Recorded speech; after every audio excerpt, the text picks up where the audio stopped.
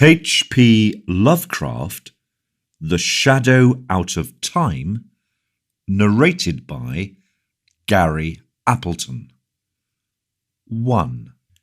After 22 years of nightmare and terror, saved only by a desperate conviction of the mythical source of certain impressions, I am unwilling to vouch for the truth of that which I think I found in Western Australia on the night of July the 17th to 1935. There is a reason to hope that my experience was wholly or partly an hallucination, for which indeed abundant causes existed. And yet its realism was so hideous that I sometimes find hope impossible. If the thing did happen, then man must be prepared to accept notions of the cosmos and of his own place in the seething vortex of time, whose merest mention is paralyzing. He must, too, be placed on guard against a specific lurking peril which, though it will never engulf the whole race, may impose monstrous and unguessable horrors upon certain venturesome members of it. It is for this latter reason that I urge with all the force of my being a final abandonment of all attempts at unearthing those fragments of unknown primordial masonry which my expedition set out to investigate. Assuming that I was sane and awake, my experience on that night was such as has befallen no man before. It was, moreover, a frightful confirmation of all I had sought to dismiss as myth and dream. Mercifully, there is no proof, for in my fright I lost the awesome object which would, if real, and brought out of that noxious abyss, have formed irrefutable evidence. When I came upon the horror, I was alone, and I have up to now told no one about it. I could not stop the others from digging in its direction, but chance and the shifting sand have so far saved them from finding it. Now I must formulate some definitive statement, not only for the sake of my own mental balance, but to warn such others as may read it seriously. These pages, much in whose earlier parts will be familiar to close readers of the general and scientific press, are written in the cabin of the ship that is bringing me home. I shall give them to my son, Professor Wingate Peaslee of Miskatonic University, the only member of my family who stuck to me after my queer amnesia of long ago, and the man best informed on the inner facts of my case. Of all living persons, he is least likely to ridicule what I shall tell of that fateful night. I did not enlighten him orally before sailing, because I think he had better have the revelation in written form.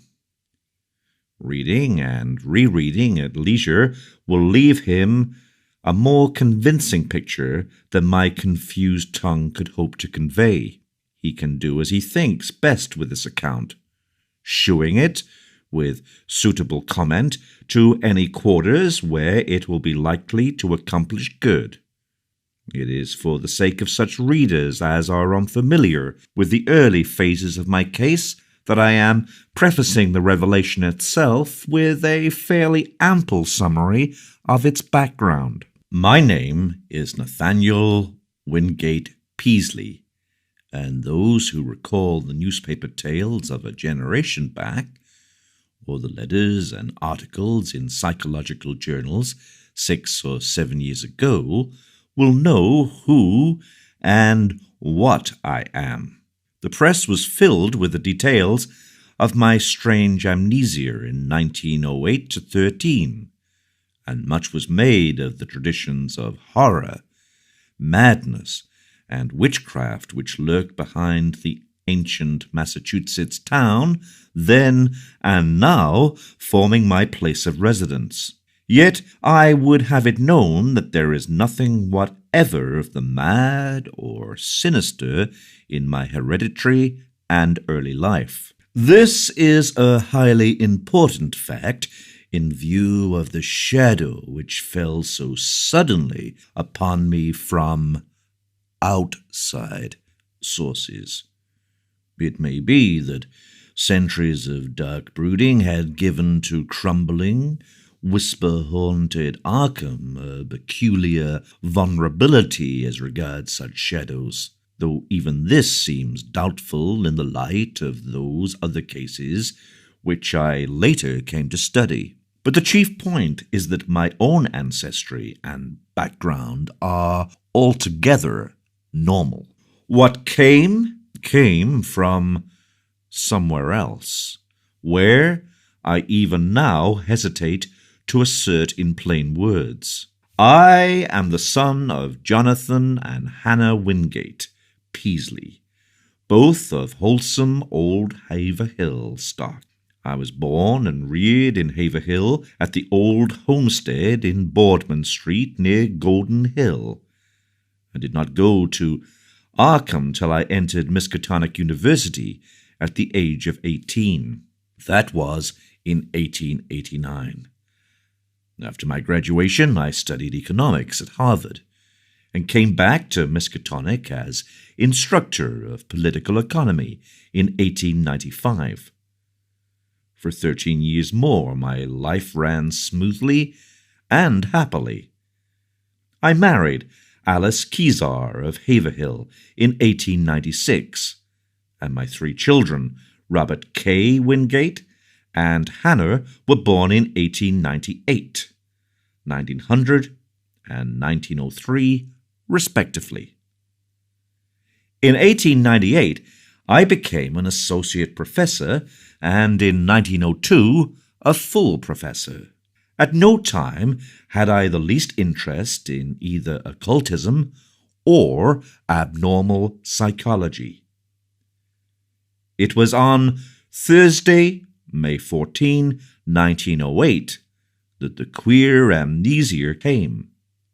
The thing was quite sudden, though later I realized that certain brief, glimmering visions of several hours previous, chaotic visions which disturbed me greatly because they were so unprecedented, must have formed premonitory symptoms. My head was aching, and I had a singular feeling, altogether new to me, that someone else was trying to get possession of my thoughts. The collapse occurred about 9:20 a.m., while I was conducting a class in Political Economy 6, History and Present Tendencies of Economics, for juniors, and a few sophomores. I began to see strange shapes before my eyes, and to feel that I was in a grotesque room other than the classroom. My thoughts and speech wandered from my subject, and the students saw that something was gravely amiss. Then I slumped down, unconscious in my chair, in a stupor from which no one could arouse me. Nor did my rightful faculties again look out upon the daylight of our normal world for 5 years, 4 months, and 13 days. It is, of course, from others that I have learned what followed. I shewed no sign of consciousness for 16.5 hours. Though removed to my home at 27 Crane Street and given the best of medical attention, at 3 a.m., May 15, my eyes opened and I began to speak. But before long, the doctors and my family were thoroughly frightened by the trend of my expression and language. It was clear that I had no remembrance of my identity or of my past, though for some reason I seemed anxious to conceal this lack of knowledge. My eyes gazed strangely at the persons around me, and the flexions of my facial muscles were altogether unfamiliar. Even my speech seemed awkward and foreign. I used my vocal organs clumsily and gropingly, and my diction had a curiously stilted quality, as if I had laboriously learned the English language from books. The pronunciation was barbarously alien, whilst the idiom seemed to include both scraps of curious archaism and expressions of a wholly incomprehensible cast. Of the latter, one in particular was very potently, even terrifiedly, recalled by the youngest of physicians 20 years afterward. For at that late period, such a phrase began to have an actual currency, first in England and then in the United States, and though of much complexity and indisputable newness, it reproduced in every least particular the mystifying words of the strange Arkham patient of 1908. Physical strength returned at once, although I required an odd amount of re-education in the use of my hands, legs, and bodily apparatus in general. Because of this, and other handicaps inherent in the pneumonic lapse, I was for some time kept under strict medical care.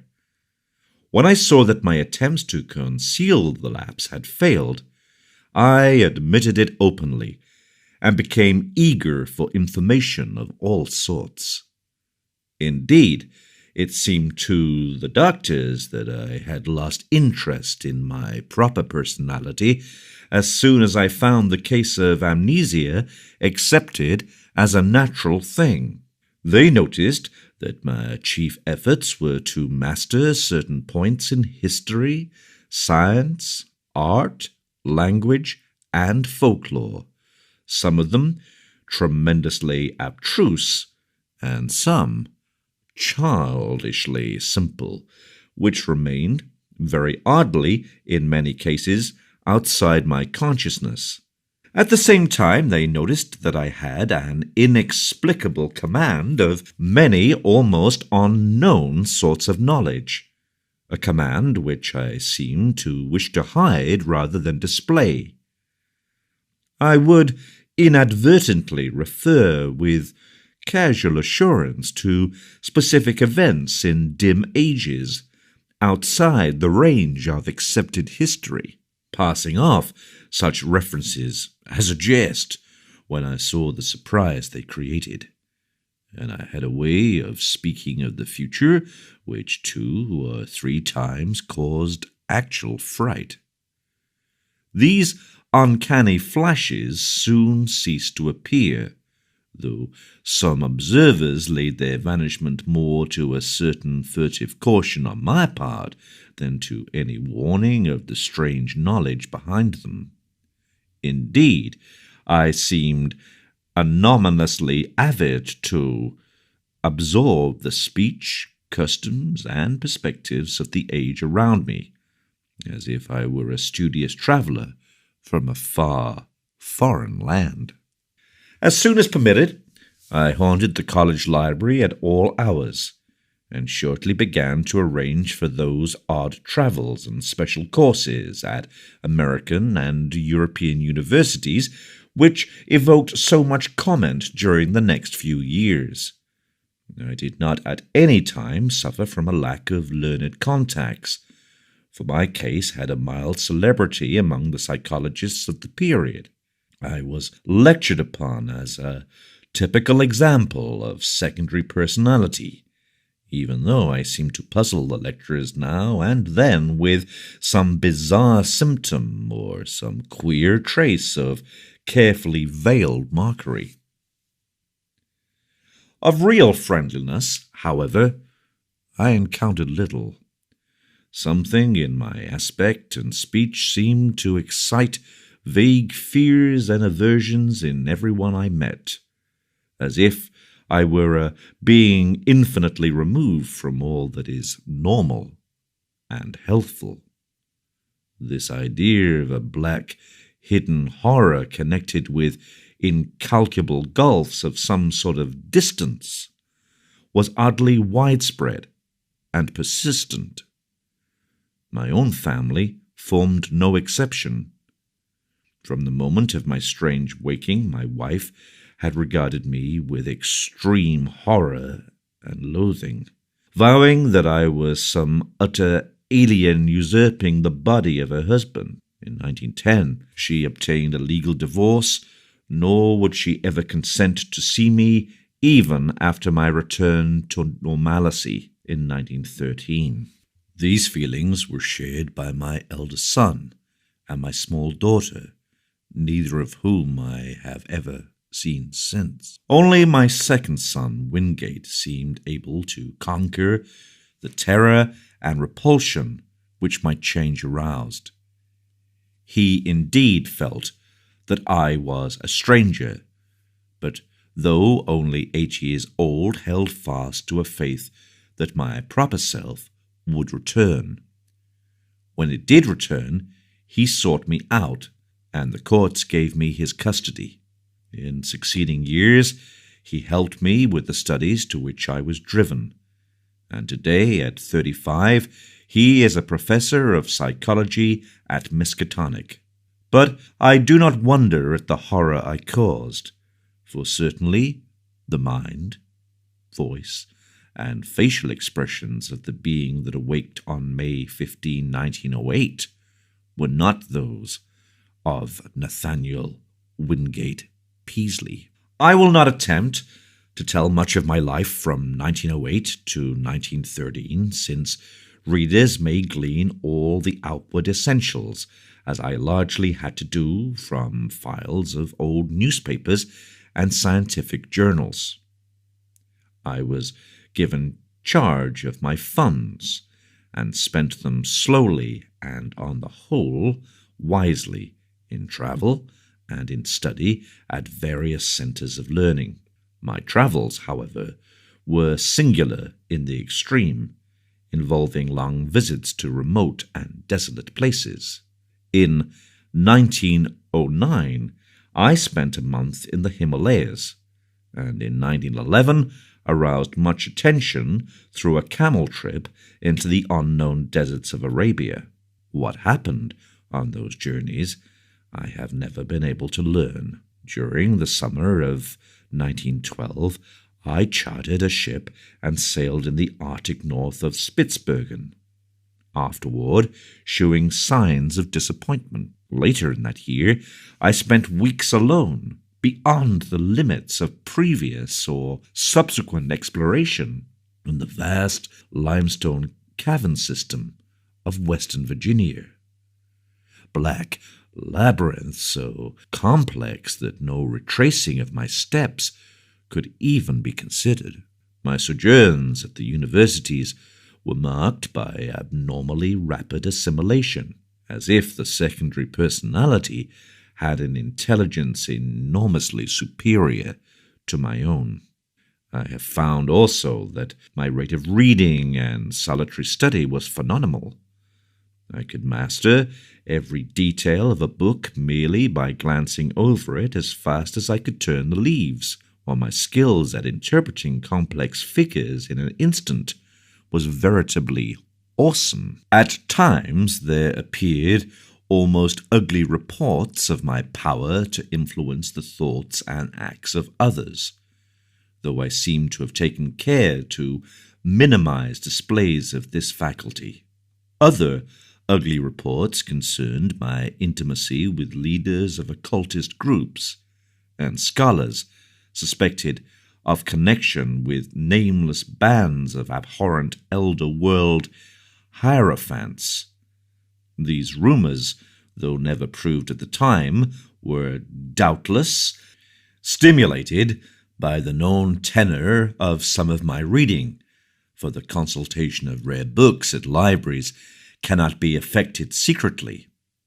There is tangible proof in the form of marginal notes that I went minutely through such things as the Comte de Alet's Cults de Gules, Ludwig Prenz de Vermis Mysterius, the Onasbraklichen Kulten of von Jutz, the surviving fragments of the puzzling book of Ebon, and the dreaded Necronomicon of the mad Arab Abdul al-Zarid. Then, too, it is undeniable that a fresh and evil wave of underground cult activity set in about the time of my odd mutation.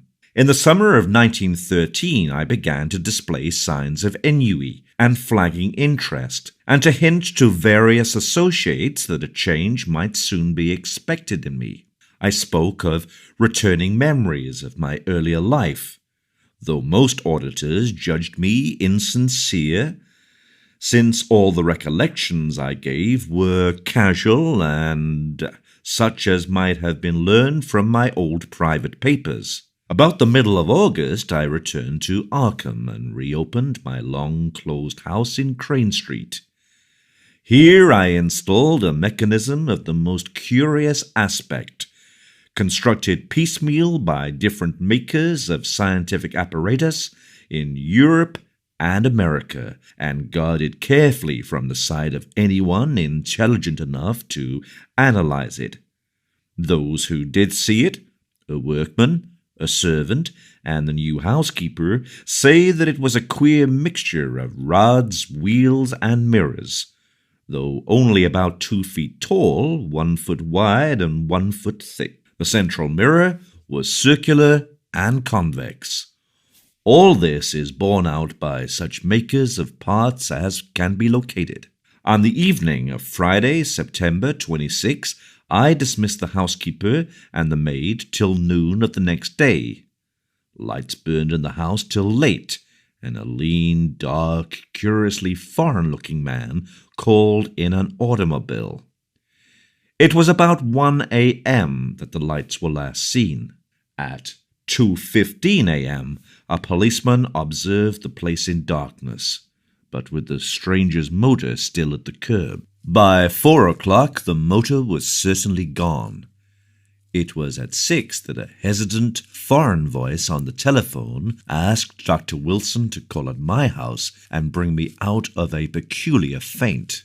This call, a long-distance one, was later traced to a public booth in the North Station in Boston, but no sign of the lean foreigner was ever unearthed. When the doctor reached my house, he found me unconscious in the sitting room, in an easy chair with a table drawn up before it. On the polished tabletop were scratches showing where some heavy object had rested. The queer machine was gone, nor was anything afterward heard of it. Undoubtedly, the dark, lean foreigner had taken it away. In the library grate were abundant ashes, evidently left from the burning of every remaining scrap of paper on which I had written since the advent of the amnesia. Dr. Wilson found my breathing very peculiar, but after a hypodermic injection, it became more regular. At 11:15 a.m., September 27, I stirred vigorously, and my hitherto mask-like face began to shew signs of expression. Dr. Wilson remarked that the expression was not that of my secondary personality, but seemed much like that of my normal self. At 11:30, I muttered some very curious syllables which seemed unrelated to any human speech. I appeared, too, to struggle against something. Then, just after noon, the housekeeper and the maid having meanwhile returned, I began to mutter in English.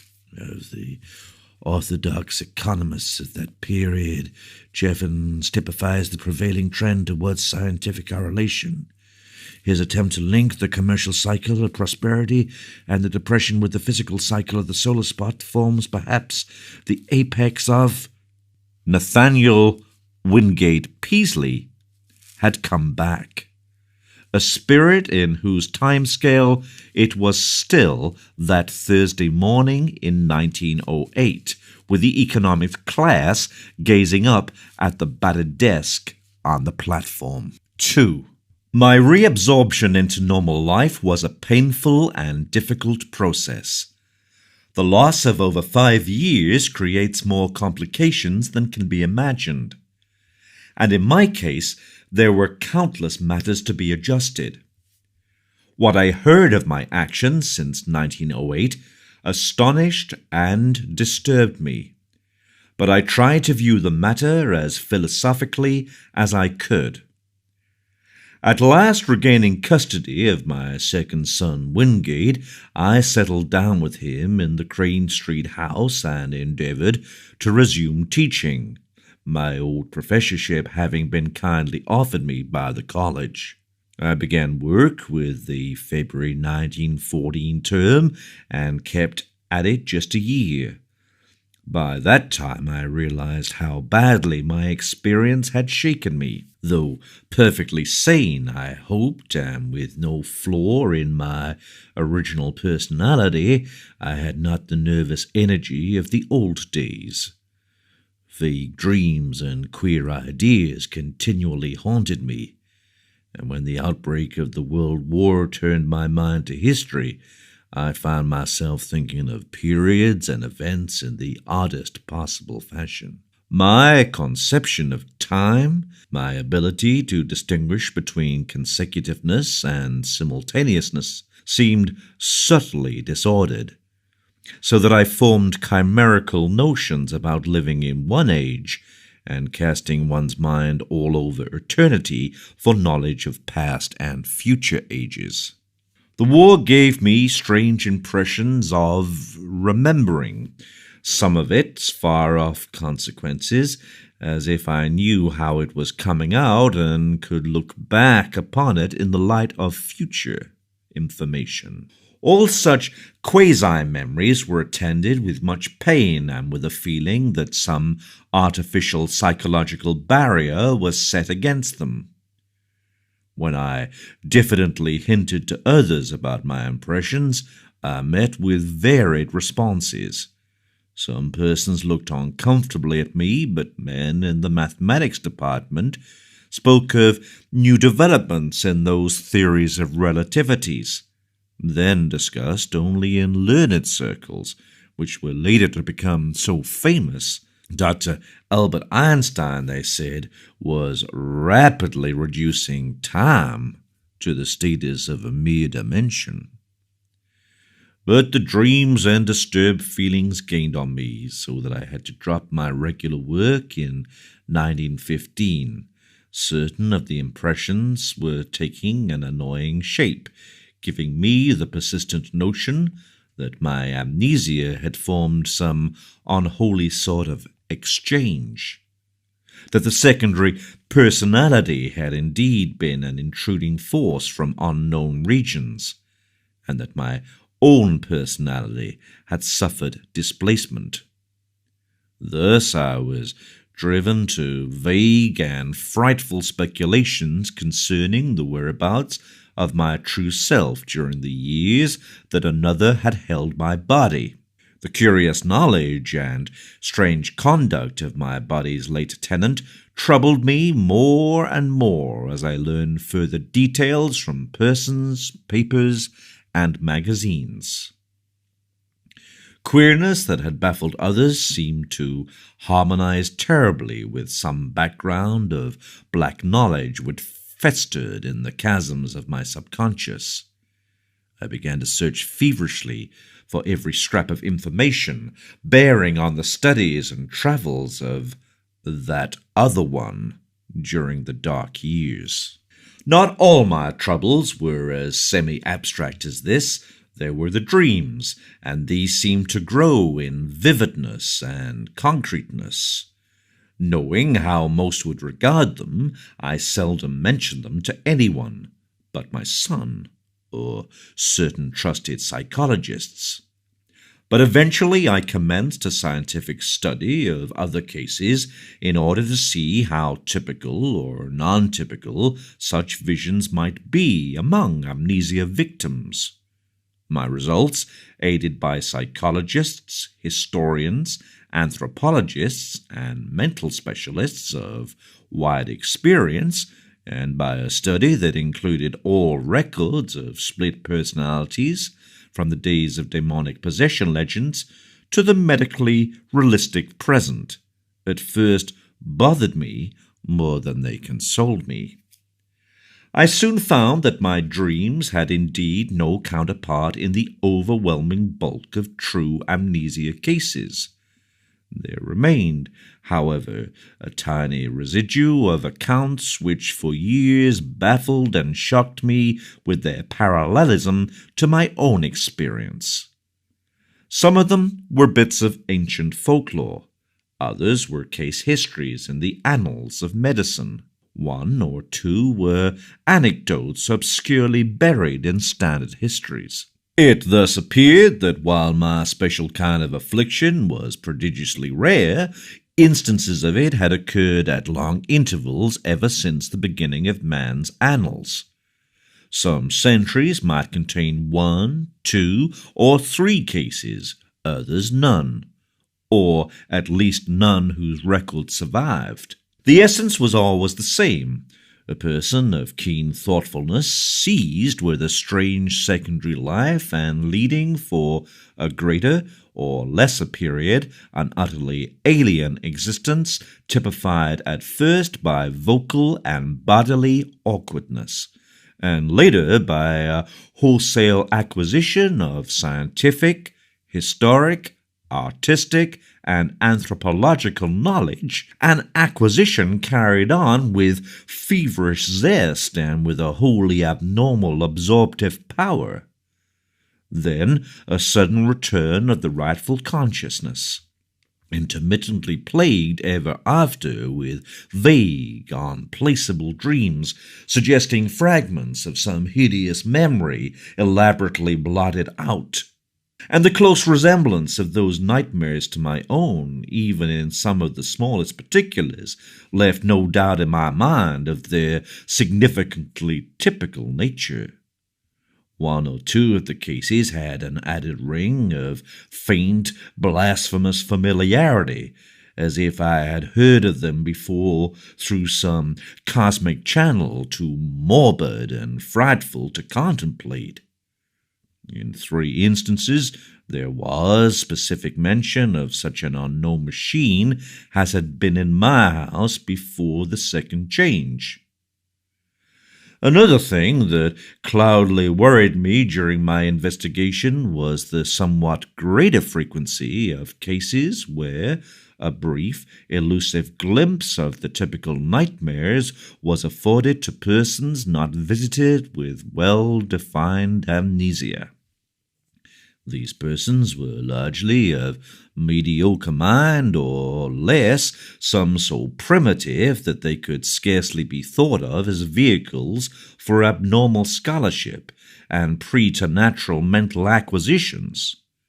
For a second they would be fired with alien force, then a backward lapse in a thin, swift, fading memory of unhuman horrors.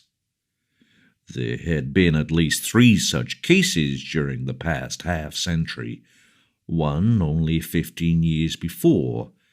Had something been groping blindly through time from some unsuspected abyss in nature?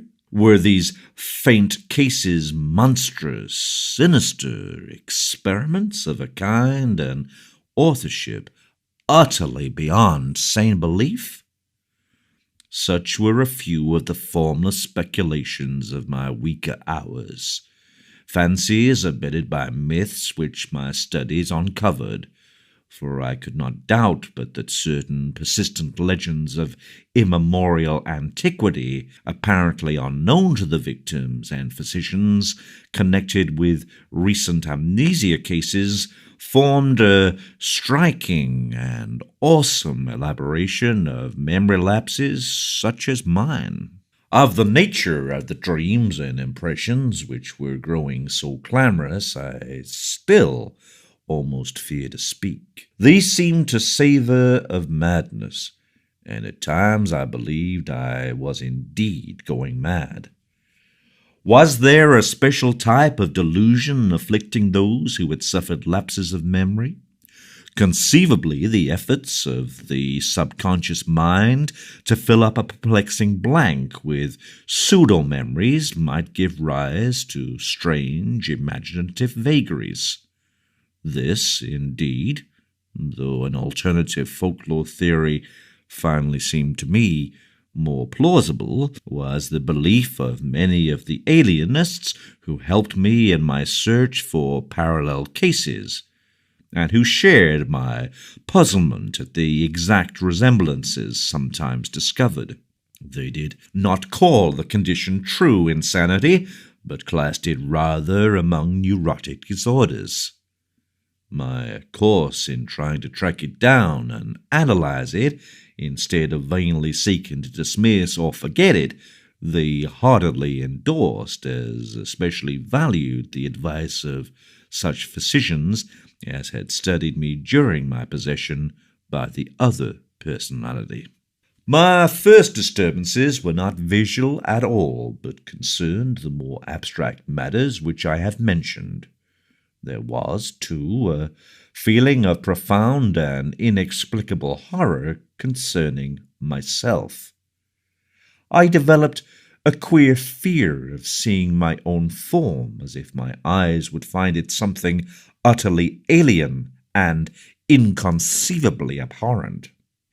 When I did glance down and behold the familiar human shape in quiet grey or blue clothing, I always felt a curious relief, though in order to gain this relief I had to conquer an infinite dread. I shunned mirrors as much as possible and was always shaved at the barber's. It was a long time before I correlated any of these disjointed feelings with the fleeting visual impressions which began to develop. The first such correlation had to do with the odd sensation of an external, artificial restraint on my memory. I felt that the snatches of sight I experienced had a profound and terrible meaning, and a frightful connection with myself, but that some purposeful influence held me from grasping that meaning and that connection. Then came that queerness about the element of time, and with it desperate efforts to place the fragmentary dream glimpses in the chronological and spatial pattern. The glimpses themselves were at first merely strange rather than horrible. I would seem to be in an enormous vaulted chamber, whose lofty stone groinings were well nigh lost in the shadows overhead. In whatever time or place the scene might be, the principle of the arch was known as fully and used as extensively as by the Romans. There were colossal round windows and high arched doors, and pedestals or tables each as tall as the height of an ordinary room. Vast shelves of dark wood lined the walls, holding what seemed to be volumes of immense size with strange hieroglyphs on their backs. The exposed stonework held curious carvings, always in curvilinear mathematical designs, and there were chiseled inscriptions in the same characters that the huge books bore. The dark granite masonry was of a monstrous megalithic type, with lines of convex top blocks fitting the concave bottom courses which rested upon them. There were no chairs, but the tops of the vast pedestals were littered with books, papers, and what seemed to be writing materials, oddly figured jars of purplish metal and rods with stained tips. Tall as the pedestals were, I seemed at times able to view them from above. On some of them were great globes of luminous crystal serving as lamps, and inexplicable machines formed of vitreous tubes and metal rods. The windows were glazed and latticed with stout-looking bars. Though I dared not approach and peer out them, I could see from where I was waving tops of singular fern-like growths. The floor was of massive octagonal flagstones, while rugs and hangings were entirely lacking. Later, I had visions of sweeping through cyclopean corridors of stone and up and down gigantic inclined planes of the same monstrous masonry. There were no stairs anywhere, nor was any passageway less than 30 feet wide.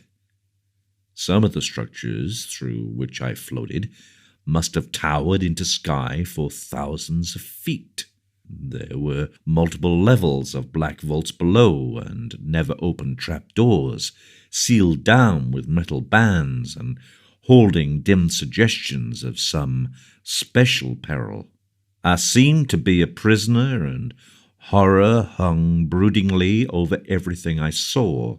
I felt that the mocking curvilinear hieroglyphs on the walls would blast my soul with their message, were I not guarded by a merciful ignorance.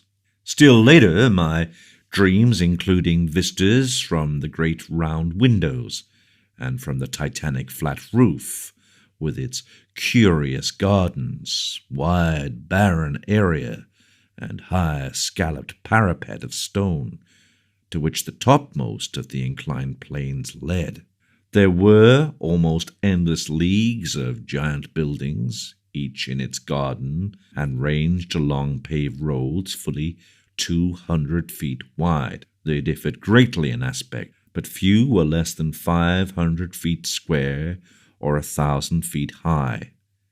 Many seemed so limitless that they must have had a frontage of several thousand feet, while some shot up to mountainous altitudes in the grey, steamy heavens. They seemed to be mainly of stone or concrete, and most of them embodied the oddly curvilinear type of masonry noticeable in the building that held me. Roofs were flat and gardens covered, and tended to have scalloped parapets.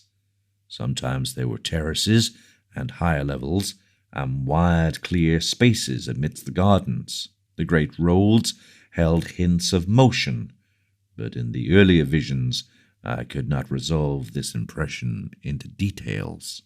In certain places I beheld enormous dark cylindrical towers which climbed far above any of the other structures. These appeared to be of a totally unique nature, and shewed signs of prodigious age and dilapidation. They were built of a bizarre type of square-cut basalt masonry, and tapered slightly toward their rounded top. Nowhere in any of them could the least traces of windows or other apertures, save huge doors, be found. I noticed also some lower buildings, all crumbling with the weathering of aeons, which resembled these dark cylindrical towers in basic architecture. Around all these aberrant piles of square-cut masonry there hovered an inexplicable aura of menace and concentrated fear, like that bred by the sealed trap doors. The omnipresent gardens were almost terrifying in their strangeness, with bizarre and unfamiliar forms of vegetation nodding over broad paths lined with curiously carven monoliths. Abnormally vast fern-like growths predominated, some green and some of a ghastly fungoid pallor.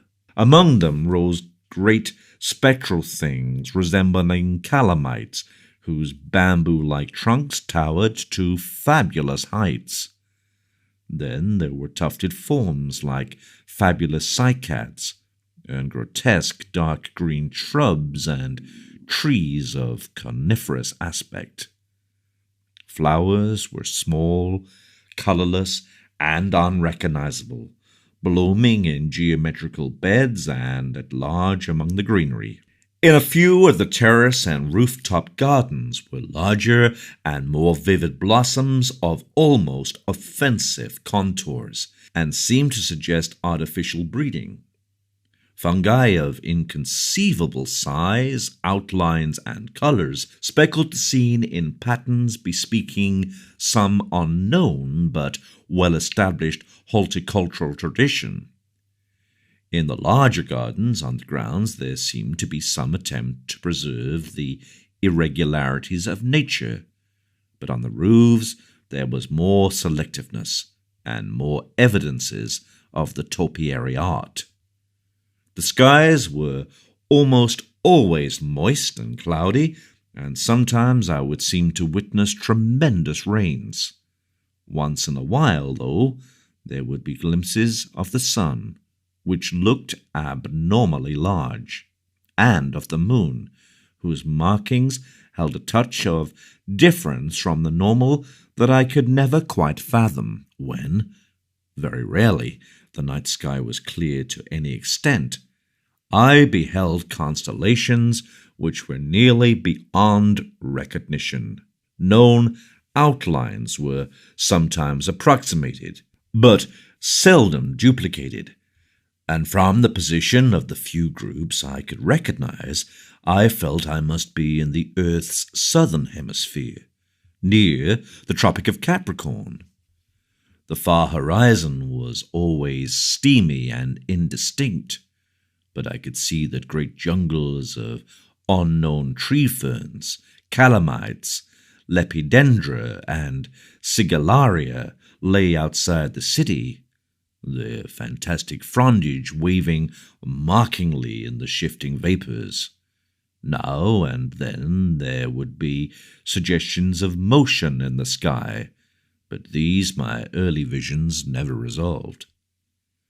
By the autumn of 1914, I began to have infrequent dreams of strange floatings over the city and through the regions around it. I saw interminable roads through forests of fearsome growths with mottled, fluted, and banded trunks, and past other cities as strange as the one which persistently haunted me. I saw monstrous constructions of black or iridescent stone in glades and clearings where perpetual twilight reigned, and traversed long causeways over swamps so dark that I could tell but little of their moist, towering vegetation. Once I saw an area of countless miles strewn with age-blasted basaltic ruins, whose architecture had been like that of the few windowless, round-topped towers in the haunting city. At once I saw the sea, a boundless steamy expanse beyond the colossal stone piers of an enormous town of domes and arches.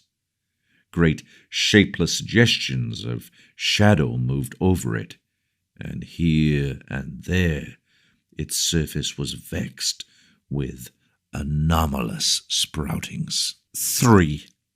As I have said, it was not immediately that these wild visions began to hold their terrifying quality. Certainly, many persons have dreamed intrinsically stranger things, things compounded of unrelated scraps of daily life, pictures and reading, and arranged in fantastically novel forms by the unchecked caprices of sleep. For some time I accepted the visions as natural, even though I had never before been an extravagant dreamer.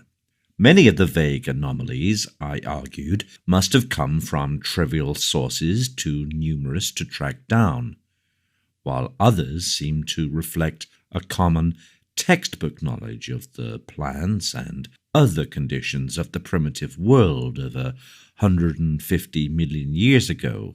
the world of Permian or Triassic age. In the course of some months, however, the element of terror did figure with accumulating force. This was when the dreams began so unfailingly to have the aspect of memories, and when my mind began to link them with my growing abstract disturbances, the feeling of mnemonic restraint, the curious impressions regarding time, the sense of a loathsome exchange with my secondary personality of 1908 to 13, and, considerably later, the inexplicable loathing of my own person. As certain definite details began to enter the dreams, their horror increased 1,000-fold, until by October 1915, I felt I must do something. It was then that I began an intensive study of other cases of amnesia and visions, feeling that I might thereby objectify my trouble and shake clear of its emotional grip. However, as before mentioned, the result was at first almost exactly opposite. It disturbed me vastly to find that my dreams had been so closely duplicated, especially since some of the accounts were too early to admit of any geological knowledge, and therefore of any idea of primitive landscapes on the subject's part. What is more, many of these accounts supplied very horrible details and explanations in connection with the visions of great buildings and jungle gardens and other things. The actual sights and vague impressions were bad enough, but what was hinted or asserted by some of the other dreamers savored of madness and blasphemy. Worst of all, my own pseudo-memory was aroused to wilder dreams and hints of coming revelations. And yet, most doctors deemed my course, on the whole, an advisable one. I studied psychology systematically, and under the prevailing stimulus, my son Wingate did the same, his studies leading eventually to his present professorship. In 1917 and 1918, I took special courses at Miskatonic. Meanwhile, my examination of medical, historical, and anthropological records became indefatigable, involving travels to distant libraries, and finally including even a reading of the hideous books of forbidden elder lore, in which my secondary personality had been so disturbingly interested. Some of the latter were the actual copies I had consulted in my altered state, and I was greatly disturbed by certain marginal notations and ostensible corrections of the hideous text in a script and idiom which somehow seemed oddly unhuman. These markings were mostly in the respective languages of the various books, all of which the writer seemed to know with equal, though obviously academic, facility. One note appended to von Juntz's On us Blecklichen Kulten, however, was alarmingly otherwise. It consisted of certain curvilinear hieroglyphs in the same ink as that of the German corrections, but following no recognized human pattern, and these hieroglyphs were closely and unmistakably akin to the characters constantly met within my dreams, characters whose meaning I would sometimes momentarily fancy I knew or was just on the brink of recalling. To complete my black confusion, my librarians assured me that in view of previous examinations and records of consultation of the volumes in question, all of these notations must have been made by myself in a secondary state. This despite the fact that I was and still am ignorant of 3 of the languages involved. Piecing together the scattered records, ancient and modern, anthropological and medical, I found a fairly consistent mixture of myth and hallucination, whose scope and wildness left me utterly dazed. Only one thing consoled me: the fact that the myths were of such early existence. What lost knowledge could have brought pictures of the Paleozoic or Mesozoic landscape into these primitive fables, I could not even guess, but the pictures had been there. Thus, a basis existed for the formation of a fixed type of delusion. Cases of amnesia no doubt created the general myth pattern, but afterward the fanciful accretions of the myths must have reacted on amnesia sufferers and colored their pseudo-memories. I myself had read and heard all the early tales during my memory lapse. My quest had amply proved that. Was it not natural, then, for my subsequent dreams and emotional impressions to become colored and molded by what my memory subtly held over my secondary state?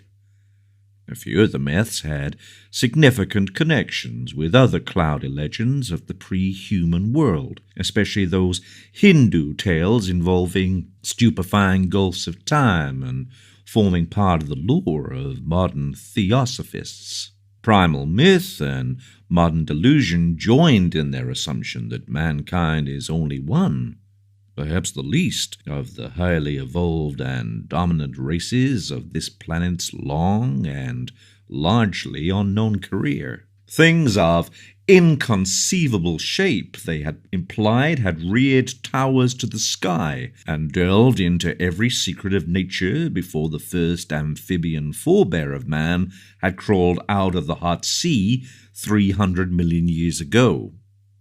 Some had come down from the stars, a few were as old as the cosmos itself, others had arisen swiftly from terrene germs as far behind the first germs of our life cycle as those germs are behind ourselves. Spans of thousands of millions of years and linkages with other galaxies and universes were freely spoken of. Indeed, there was no such thing as time in its humanly accepted sense. But most of the tales and impressions concerned a relatively later race of a queer and intricate shape, resembling no life form known to science, which had lived till only 50 million years before the advent of man. This, they indicated, was the greatest race of all, because it alone had conquered the secret of time. It had learned all things that ever were known or ever would be known on the earth through the power of its keener minds to project themselves into the past and future, even through gulfs of millions of years, and study the lore of every age. From the accomplishments of this race arose all legends of prophets, including those in human mythology. In its vast libraries were volumes of texts and pictures, holding the whole of Earth's annals, histories, and descriptions of every species that had ever been or that ever would be, with full records of their arts, their achievements, their languages, and their psychologies. With this aeon-embracing knowledge, the great race chose from every era and life form such thoughts, arts, and processes as might suit its own nature and situation. Knowledge of the past, secured through a kind of mind-casting outside the recognized senses, was harder to glean than knowledge of the future. In the latter case, the course was easier and more material. With suitable mechanical aid, a mind would project itself forward in time, feeling its dim, extrasensory way till it approached the desired period. Then, after preliminary trials, it would seize on the best discoverable representative of the highest of that period's life forms, entering the organism's brain and setting up therein its own vibrations, while the displaced mind would strike back to the period of the displacer, remaining in the latter's body till the reverse process was set up. The projected mind, in the body of the organism of the future, would then pose as a member of the race whose outward form it wore, learning as quickly as possible all that could be learned of the chosen age and its massed information and techniques. Meanwhile, the displaced mind, thrown back to the displacer's age and body, would be carefully guarded. It would be kept from harming the body it occupied, and would be drained of all its knowledge by trained questioners. Often it could be questioned in its own language, when previous quests into the future had brought back records of that language. If the mind came from a body whose language the great race could not physically reproduce, clever machines would be made on which the alien speech could be played as on a musical instrument. The great race's members were immense rugose cones 10 feet high, and with head and other organs attached to foot-thick, distensible limbs spreading from the apexes. They spoke by the clicking or scraping of huge paws or claws attached to the end of 2 of their 4 limbs, and walked by the expansion and contraction of a viscous layer attached to their vast 10-foot bases. When the captive's mind's amazement and resentment had worn off, and when, assuming that it came from a body vastly different from the great race's, it had lost its horror at its unfamiliar temporary form, it was permitted to study its new environment and experience a wonder and wisdom approximating that of its displacer. With suitable precautions and in exchange for suitable services, it was allowed to rove all over the habitable world in Titan airships or on the huge boat-like atomic-engine vehicles which traversed the great roads, and to delve freely into the libraries containing the records of the planet's past and future. This reconciled many captive minds to their lot, since none were other than keen, and to such minds the unveiling of hidden mysteries of earth closed chapters of inconceivable pasts and dizzying vortices of future time, which include the years ahead of their own natural ages. Forms always, despite the abysmal horrors often unveiled, the supreme experience of life. Now and then certain captives were permitted to meet other captive minds seized from the future, to exchange thoughts with consciousnesses living 100 or 1,000 or 1,000,000 years before or after their own ages, and all were urged to write copiously in their own languages of themselves and their respective periods, such documents to be filled in the great central archives. It may be added that there was one sad special type of captive whose privileges were far greater than those of the majority. These were the dying permanent exiles, whose bodies in the future had been seized by keen-minded members of the great race who, faced with death, sought to escape mental extinction. Such melancholy exiles were not as common as might be expected, since the longevity of the great race lessened its love of life, especially among those superior minds capable of projection. From cases of the permanent projection of elder minds arose many of those lasting changes of personality noticed in later history, including mankind's. As for the ordinary cases of exploration, when the displacing mind had learned what it wished in the future, It would build an apparatus like that which had started its flight and reverse the process of projection. Once more, it would be in its own body, in its own age, while the lately captive mind would return to that body of the future, to which it properly belonged. Only when one or the other of the bodies had died during the exchange was this restoration impossible. In such cases, of course, the exploring mind had, like those of the death escapers, to live out an alien-bodied life in the future, or else the captive mind, like the dying permanent exiles, had to end its days in the form and past age of the great race. This fate was least horrible when the captive mind was also of the great race, a not infrequent occurrence, since in all its periods that race was intensely concerned with its own future.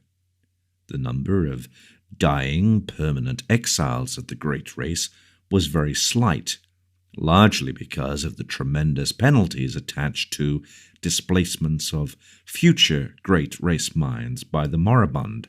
Through projection, arrangements were made to inflict these penalties on the offending minds in their new future bodies, and sometimes forced re-exchanges were effected. Complex cases of the displacement of exploring or already captive minds by minds in various regions of the past had been known and carefully rectified. In every age since the discovery of mind projection, a minute but well-recognized element of the population consisted of great race minds from past ages, sojourning for a longer or shorter while. When a captive mind of alien origin was returned to its own body in the future, it was purged by an intricate mechanical hypnosis of all it had learned in the great race's age.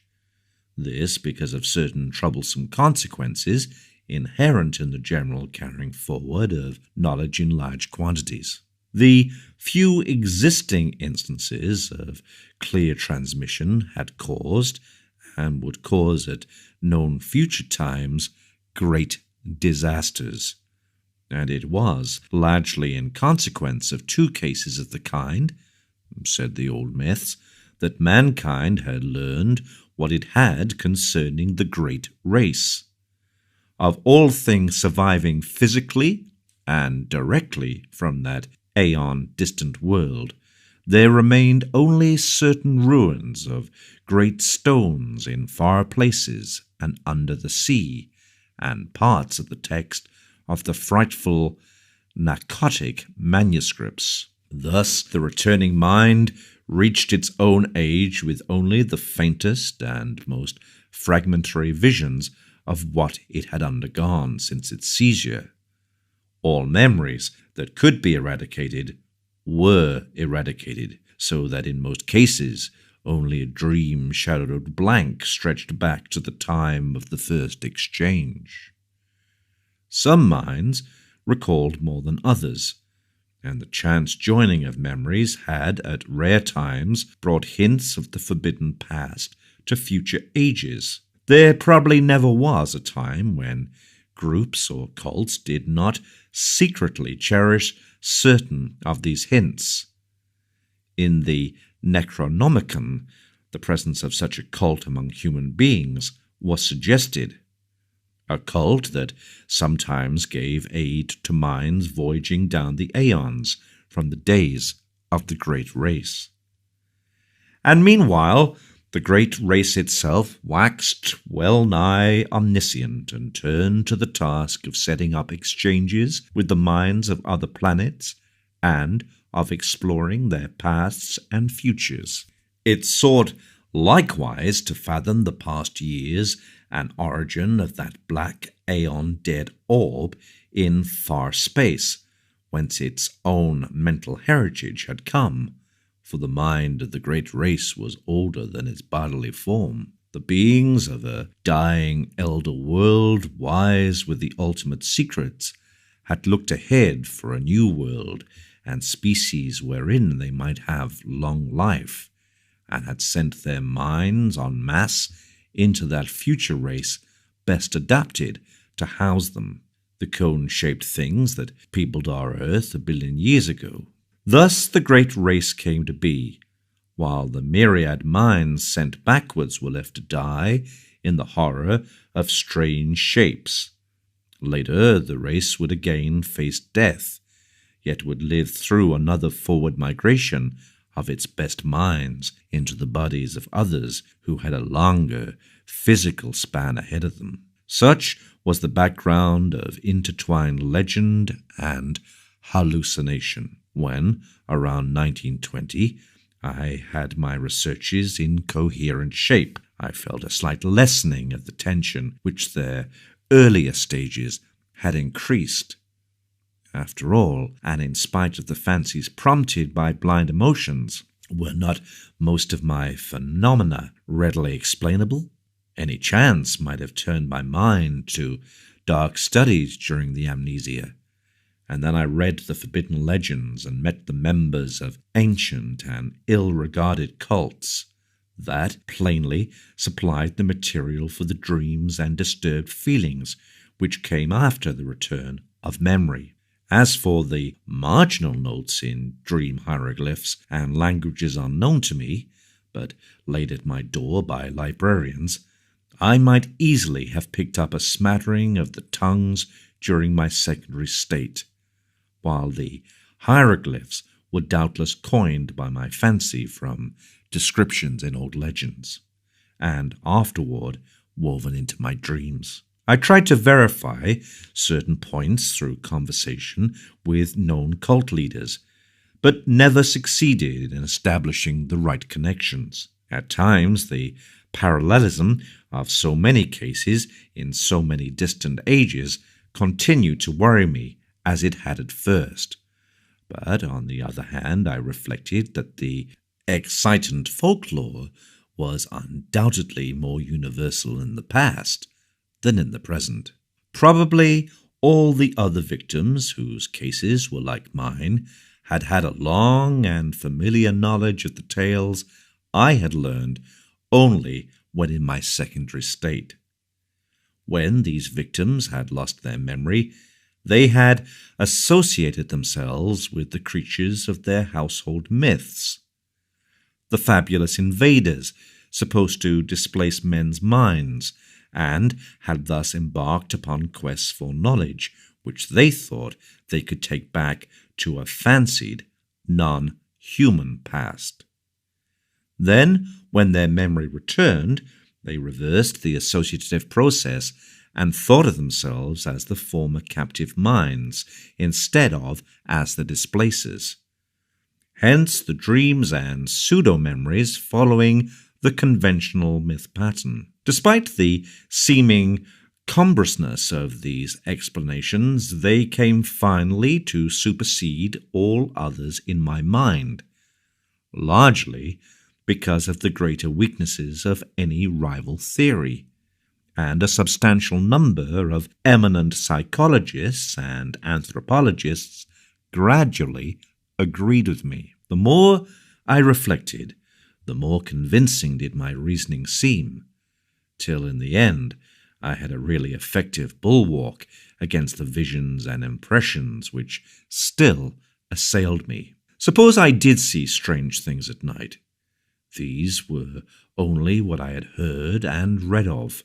Suppose I did have odd loathings and perspectives and pseudo-memories. These, too, were only echoes of myths absorbed in my secondary state.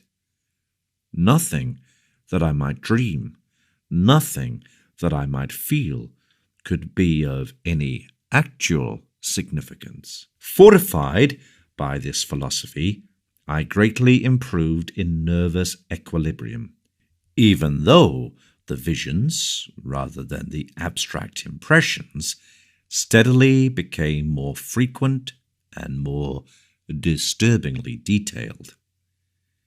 In 1922, I felt able to undertake regular work again, and put my newly gained knowledge to practical use by accepting an instructorship in psychology at the university.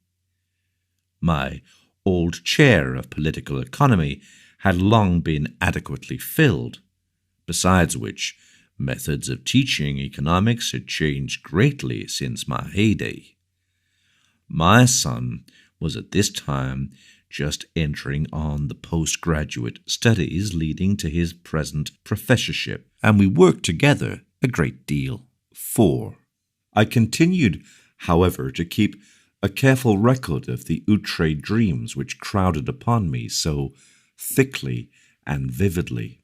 Such a record, I argued, was of genuine value as a psychological document. The glimpses still seemed damnably like memories, though I fought off this impression with a goodly measure of success. In writing, I treated the phantasmata as things seen, but at all other times I brushed them aside like any gossamer illusions of the night. I had never mentioned such matters in common conversation, though reports of them, filtering out as such things will, had aroused sundry rumors regarding my mental health. It is amusing to reflect that these rumors were confined wholly to laymen, without a single champion among physicians or psychologists. Of my visions after 1914, I will here mention only a few, since fuller accounts and records are at the disposal of the serious student. It is evident that with time the curious inhibitions somewhat waned, for the scope of my visions vastly increased. They have never, though, become other than disjointed fragments, seemingly without clear motivation. Within the dreams, I seemed gradually to acquire a greater and greater freedom of wandering. I floated through many strange buildings of stone, going from one to the other along mammoth underground passages, which seemed to form the common avenues of transit. Sometimes I encountered those gigantic sealed trapdoors in the lowest level, around which such an aura of fear and forbiddenness clung. I saw tremendous tessellated pools and rooms of curious and inexplicable utensils of myriad sorts. Then there were colossal caverns of intricate machinery, whose outlines and purpose were wholly strange to me, and whose sound manifested itself only after many years of dreaming. I may here remark that sight and sound are the only senses I have ever exercised in the visionary world. The real horror began in May 1915, when I first saw the living things. This was before my studies had taught me what, in view of the myths and case histories, to expect. As mental barriers wore down, I beheld great masses of thin vapor in various parts of the building and in the streets below. These steadily grew more solid and distinct, till at last I could trace their monstrous outlines with uncomfortable ease. They seemed to be enormous, iridescent cones, about 10 feet high and 10 feet wide at the base, and made up of some ridgy, scaly, semi-elastic matter. From their apexes projected 4 flexible cylindrical members, each a foot thick, and of a ridgy substance like that of the cones themselves. These members were sometimes contracted almost to nothing, and sometimes extended to any distance up to about 10 feet. Terminating 2 of them were enormous claws, or nippers. At the end of a third were 4 red trumpet-like appendages. The fourth terminated in an irregular yellowish globe some 2 feet in diameter and having 3 great dark eyes ranged along its central circumference. Surmounting this head were 4 slender grey stalks bearing flower-like appendages, while from its nether side dangled 8 greenish antennae, or tentacles. The great base of the central cone was fringed with a rubbery grey substance, which moved the whole entity through expansion and contraction.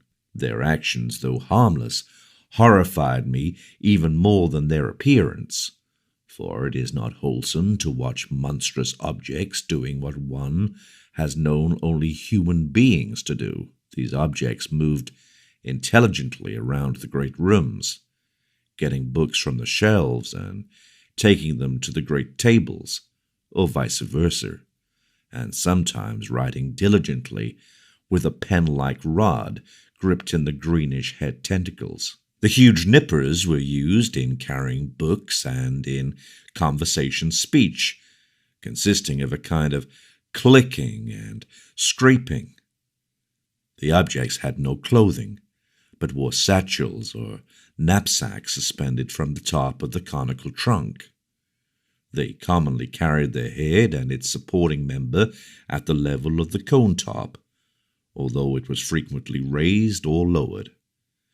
The other 3 great members tended to rest downward on the sides of the cone, contracted to about 5 feet each when not in use. From their rate of reading, writing, and operating, their machines, those on the table, seemed somehow connected with thought. I concluded that their intelligence was enormously greater than man's. Afterward, I saw them everywhere, swarming in all the great chambers and corridors, tending monstrous machines in vaulted crypts, and racing along the vast roads in gigantic boat-shaped cars. I ceased to be afraid of them, for they seemed to form supremely natural parts of their environment. Individual differences among them began to be manifest, and a few appeared to be under some kind of restraint. These latter, though showing no physical variation, had a diversity of gestures and habits which marked them off not only from the majority, but very largely from one another. They wrote a great deal in what seemed to my cloudy vision a vast variety of characters, never the typical curvilinear hieroglyphs of the majority. A few, I fancied, used our own familiar alphabet. Most of them worked much more slowly than the general mass of the entities. All this time, my own part in the dreams seemed to be that of a disembodied consciousness with a range of vision wider than the normal, floating freely about, yet confined to the ordinary avenues and speed of travel. Not until August 1915 did any suggestion of bodily existence begin to harass me. I say harass because the first phase was a purely abstract, though infinitely terrible association of my previously noted body loathing with the scenes of my visions. For a while, my chief concern during dreams was to avoid looking down at myself, and I recall how grateful I was for the total absence of large mirrors in the strange rooms. I was mightily troubled by the fact that I always saw the great tables, whose height could not be under 10 feet, from a level not below that of their surfaces. And then the morbid temptation to look down at myself became greater and greater, till one night I could not resist it. At first my downward glance revealed nothing whatever. A moment later I perceived that this was because my head lay at the end of a flexible neck of enormous length. Tracting this neck and gazing down very sharply, I saw the scaly ragout's iridescent bulk of a vast cone 10 feet tall and 10 feet wide at the base.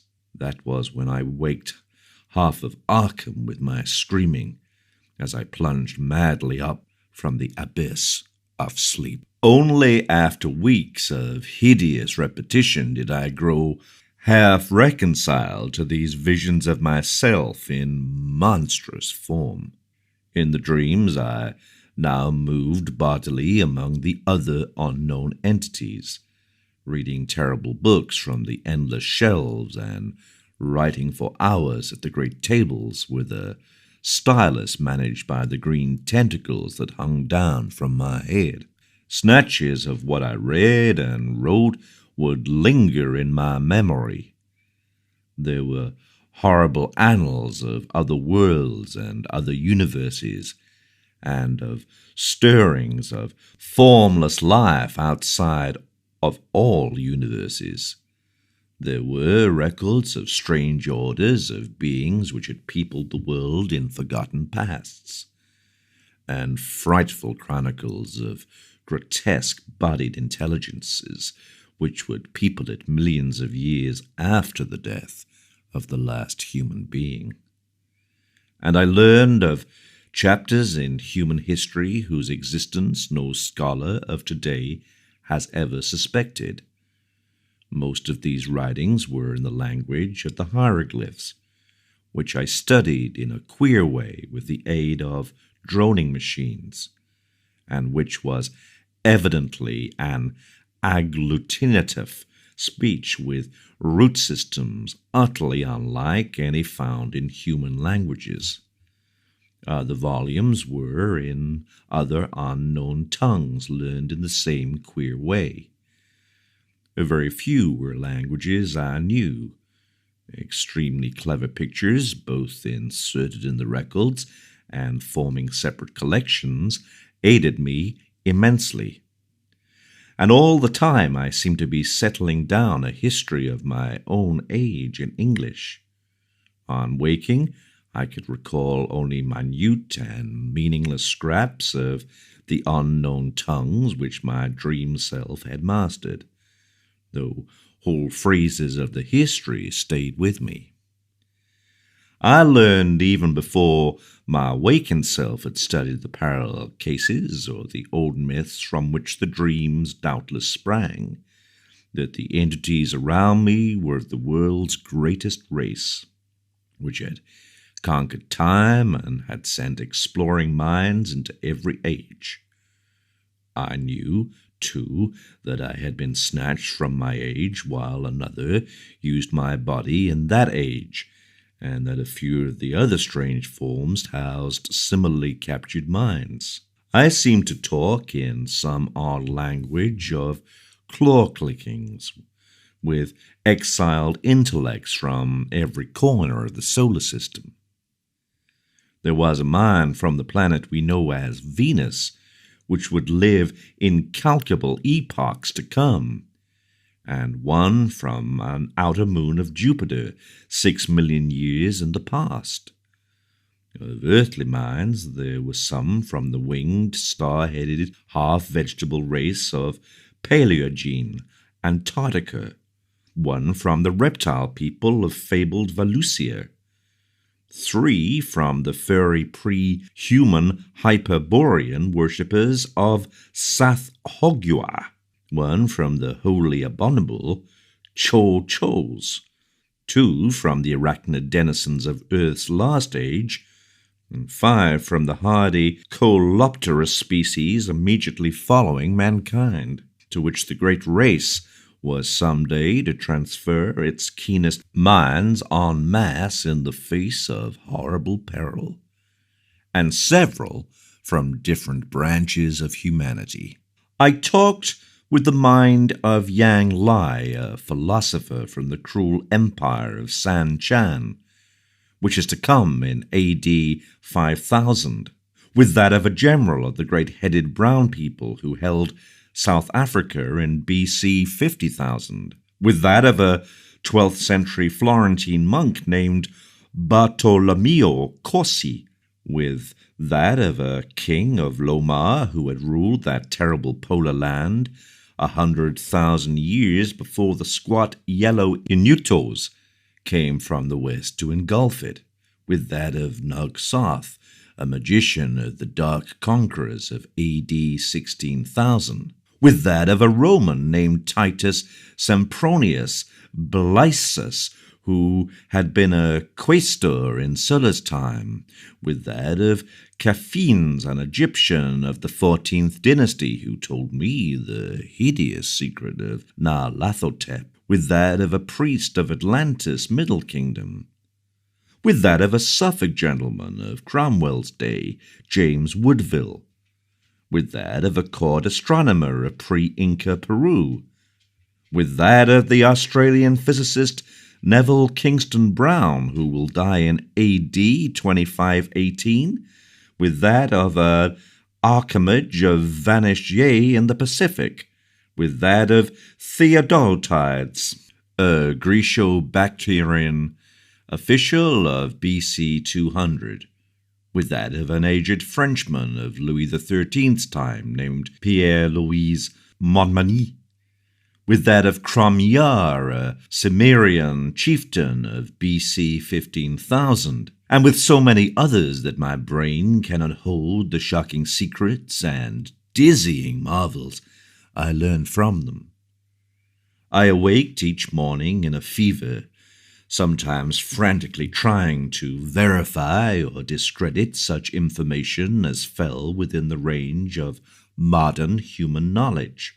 Traditional facts took on new and doubtful aspects, and I marveled at the dream fancy which could invent such surprising addenda to history and science.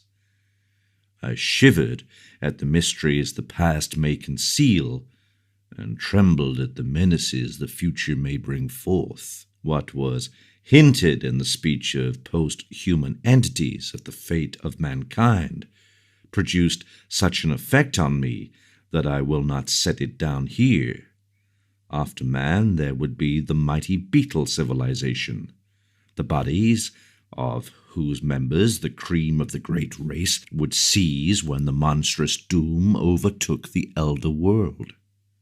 Later, as the earth span closed, the transferred minds would again migrate through time and space to another stopping place in the bodies of the bulbous vegetable entities of Mercury. But there would be races after them, clinging pathetically to the cold planet and burrowing to its horror-filled core before the utter end. Meanwhile, in my dreams, I wrote endlessly in that history of my own age which I was preparing, half voluntarily and half through promises of increased library and travel opportunities for the great race's central archives. The archives were in a colossal subterranean structure near the city's center, which I came to know well through frequent labors and consultations. Meant to last as long as the race and to withstand the fiercest of Earth's convulsions, this Titan repository surpassed all other buildings in the massive mountain-like firmness of its construction. The records, written or printed on great sheets of a curiously tenacious cellulose fabric, were bound into books that opened from the top and were kept in individual cases of a strange, extremely light, rustless metal of grayish hue, decorated with mathematical designs and bearing the title in the great race's curvilinear hieroglyphs. These cases were stored in tiers of rectangular vaults, like closed, locked shelves, wrought of the same rustless metal and fastened by knobs with intricate turnings. My own history was assigned a specific place in the vaults of the lowest or vertebrate level, the section devoted to the culture of mankind and of the furry and reptilian races immediately preceding it in terrestrial dominance. But none of the dreams ever gave me a full picture of daily life. All were the merest misty, disconnected fragments, and it is certain that these fragments were not unfolded in their rightful sequence. I have, for example, a very imperfect idea of my own living arrangements in the dream world, though I seem to have possessed a great stone room of my own. My restrictions as a prisoner gradually disappeared, so that some of the visions included vivid travels over the mighty jungle roads, sojourns in strange cities, and explorations of some of the vast, dark, windowless ruins from which the great race shrank in curious fear. There were also long sea voyages in enormous, many-decked boats of incredible swiftness, and trips over wild regions in closed, projectile-like airships, lifted and moved by electrical repulsion.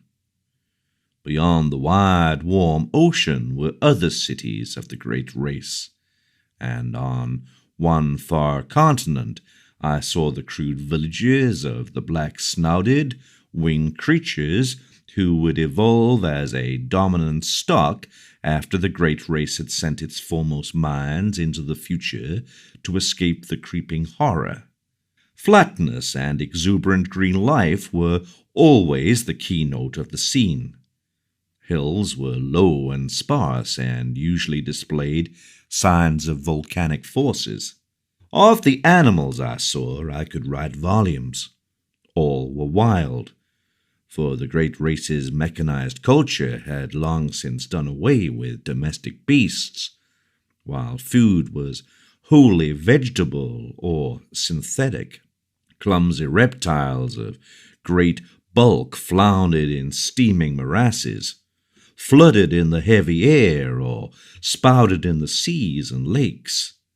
And among those I fancied I could vaguely recognize lesser, archaic prototypes of many forms: dinosaurs, pterodactyls, ichthyosaurs, labyrinthons, ramporinchi, plesiosaurs, and the like, made familiar through paleontology.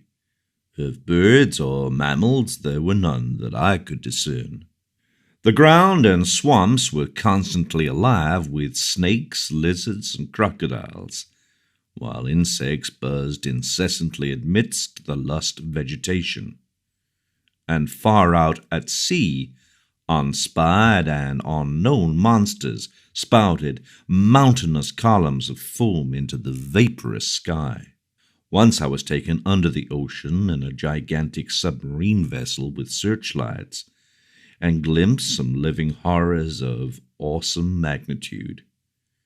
I saw also the ruins of incredible sunken cities, and the wealth of crinoid, brachiopod, coral, and ichthytic life which everywhere abounded. Of the physiology, psychology, folkways, and detailed history of the great race, my visions preserved but little information, and many of the scattered points I here set down were gleaned from my study of old legends and other cases rather than from my own dreaming. For in time, of course, my reading and research caught up with me and passed the dreams in many phases, so that certain dream fragments were explained in advance and formed verifications of what I had learned. This consolingly established my belief that similar reading and research accomplished by my secondary self had formed the source of the whole terrible fabric of pseudo-memories. The period of my dreams, apparently, was one somewhat less than 150 million years ago, when the Paleozoic age was giving place to the Mesozoic.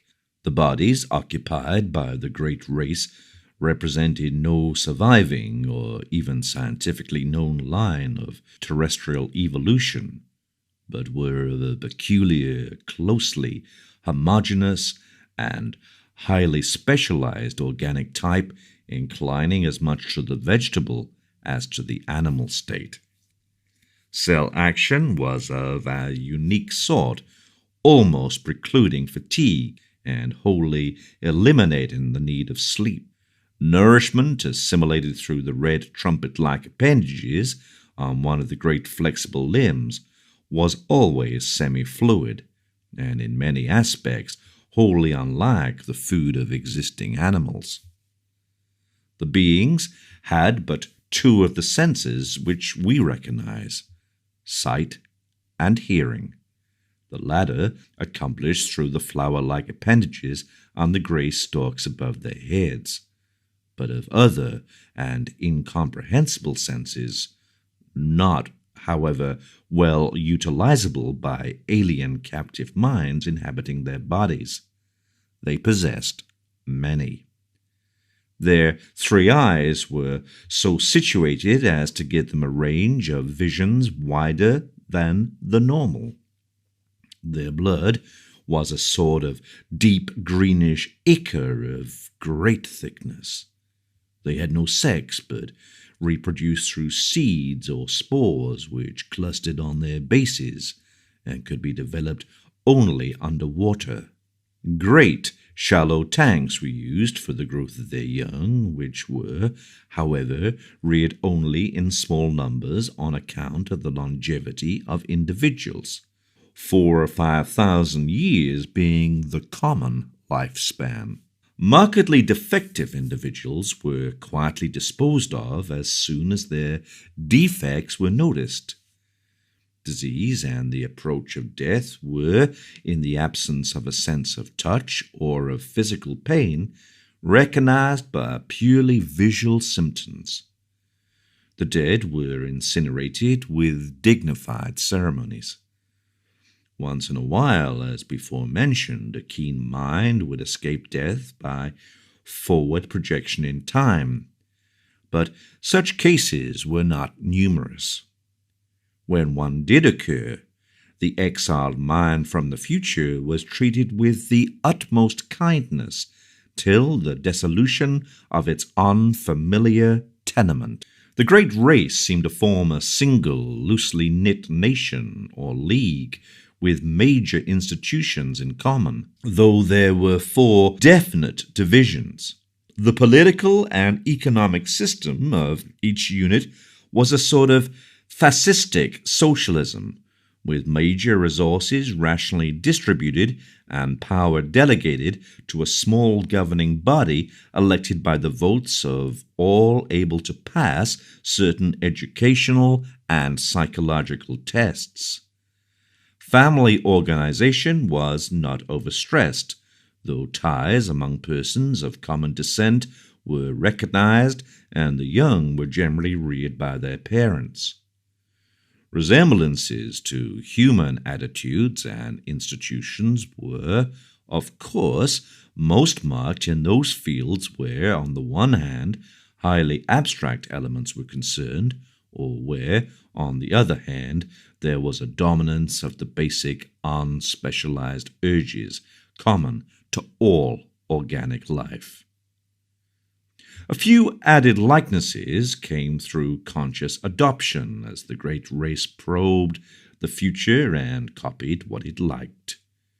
Industry, highly mechanized, demanded but little time from each citizen, and the abundant leisure was filled with intellectual and aesthetic activities of various sorts. The sciences were carried to an unbelievable height of development, and art was a vital part of life, though at the periods of my dreams it had passed its crest and meridian. Technology was enormously stimulated through the constant struggle to survive and to keep in existence the physical fabric of great cities imposed by the prodigious geologic upheavals of those primal days. Crime was surprisingly scanty and was dealt with through highly efficient policing. Punishments ranged from privilege deprivation and imprisonment to death or major emotion wrenching, and were never administered without a careful study of the criminal's motivations. Warfare, largely civil for the last few millennia, though sometimes waged against reptilian and octopodic invaders or against the winged star-headed Old Ones who centered in the Antarctic, was infrequent, though infinitely devastating. An enormous army using camera-like weapons, which produced tremendous electrical effects, was kept on hand for purposes seldom mentioned, but obviously connected with the ceaseless fear of the dark. Windowless elder ruins and of the great sealed trapdoors in the lowest subterranean levels. This fear of the basalt ruins and trapdoors was largely a matter of unspoken suggestion, or, at most, of furtive quasi-whispers. Everything specific which bore on it was significantly absent from such books as were on the common shelves. It was the one subject lying altogether under a taboo among the great race, and seemed to be connected alike with horrible bygone struggles, and with that future peril which would some day force the race to send its keener minds ahead en masse in time. Imperfect and fragmentary as were the other things presented by dreams and legends, this matter was still more bafflingly shrouded. The vague old myths avoided it, or perhaps all allusions had for some reason been excised, and in the dreams of myself and others the hints were peculiarly few. Members of the great race never intentionally referred to the matter, and what could be gleaned came only from some of the more sharply observant captive minds. According to these scraps of information, the basis of the fear was a horrible elder race of half-polypus, utterly alien entities which had come through space from immeasurably distant universes and had dominated the Earth and 3 other solar planets about 600 million years ago. They were only partly material as we understand matter, and their type of consciousness and media of perception differed wholly from those of terrestrial organisms. For example, their senses did not include that of sight, their mental world being a strange non-visual pattern of impressions. They were, however, sufficiently material to use implements of normal matter when in cosmic areas containing it, and they required housing, albeit of a peculiar kind. Though their senses could penetrate all material barriers, their substance could not, and certain forms of electrical energy could wholly destroy them. They had the power of aerial motion despite the absence of wings or any other visible means of levitation. Their minds were of such texture that no exchange with them could be effected by the great race. When these things had come to the earth, they had built mighty basalt cities of windowless towers, and had preyed horribly upon the beings they found. Thus it was, when the minds of the great race sped across the void from that obscure transgalactic world known in the disturbing and debatable Elchdown shards as Yith, the newcomers with the instruments they created, had found it easy to subdue the predatory entities and drive them down to those caverns of inner earth which they had already joined to their abodes and began to inhabit. Then they had sealed the entrances and left them to their fate, afterward occupying most of their great cities and preserving certain important buildings for reasons connected more with superstition than with indifference, boldness, or scientific and historical zeal. But as the aeons passed, there came vague, evil signs that the elder things were growing strong and numerous in the inner world. There were sporadic eruptions of a particularly hideous character in certain small and remote cities of the great race, and in some of the deserted elder cities which the great race had not peopled, places where the paths to the gulfs below had not been properly sealed or guarded. After that, greater precautions were taken, and many of the paths were closed forever, though a few were left with sealed trapdoors for strategic use in fighting the elder things if they ever broke forth in unexpected places. Fresh rifts caused by that self-same geologic change, which had choked some of the paths and had slowly lessened the number of outer-world structures and ruins surviving from the conquered entities. The eruptions of the elder things must have been shocking beyond all description, since they had permanently colored the psychology of the great race. Such was the fixed mood of horror that the very aspect of the creatures was left unmentioned. At no time was I able to gain a clear hint of what they looked like.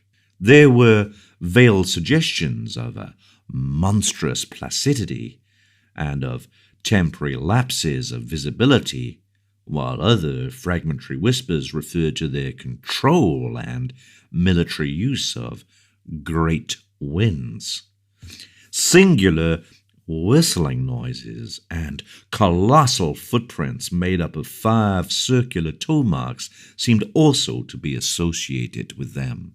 It was evident that the coming doom so desperately feared by the great race, the doom that was one day to send millions of keen minds across the chasm of time to strange bodies in the safer future, had to do with a final successful eruption of the elder beings.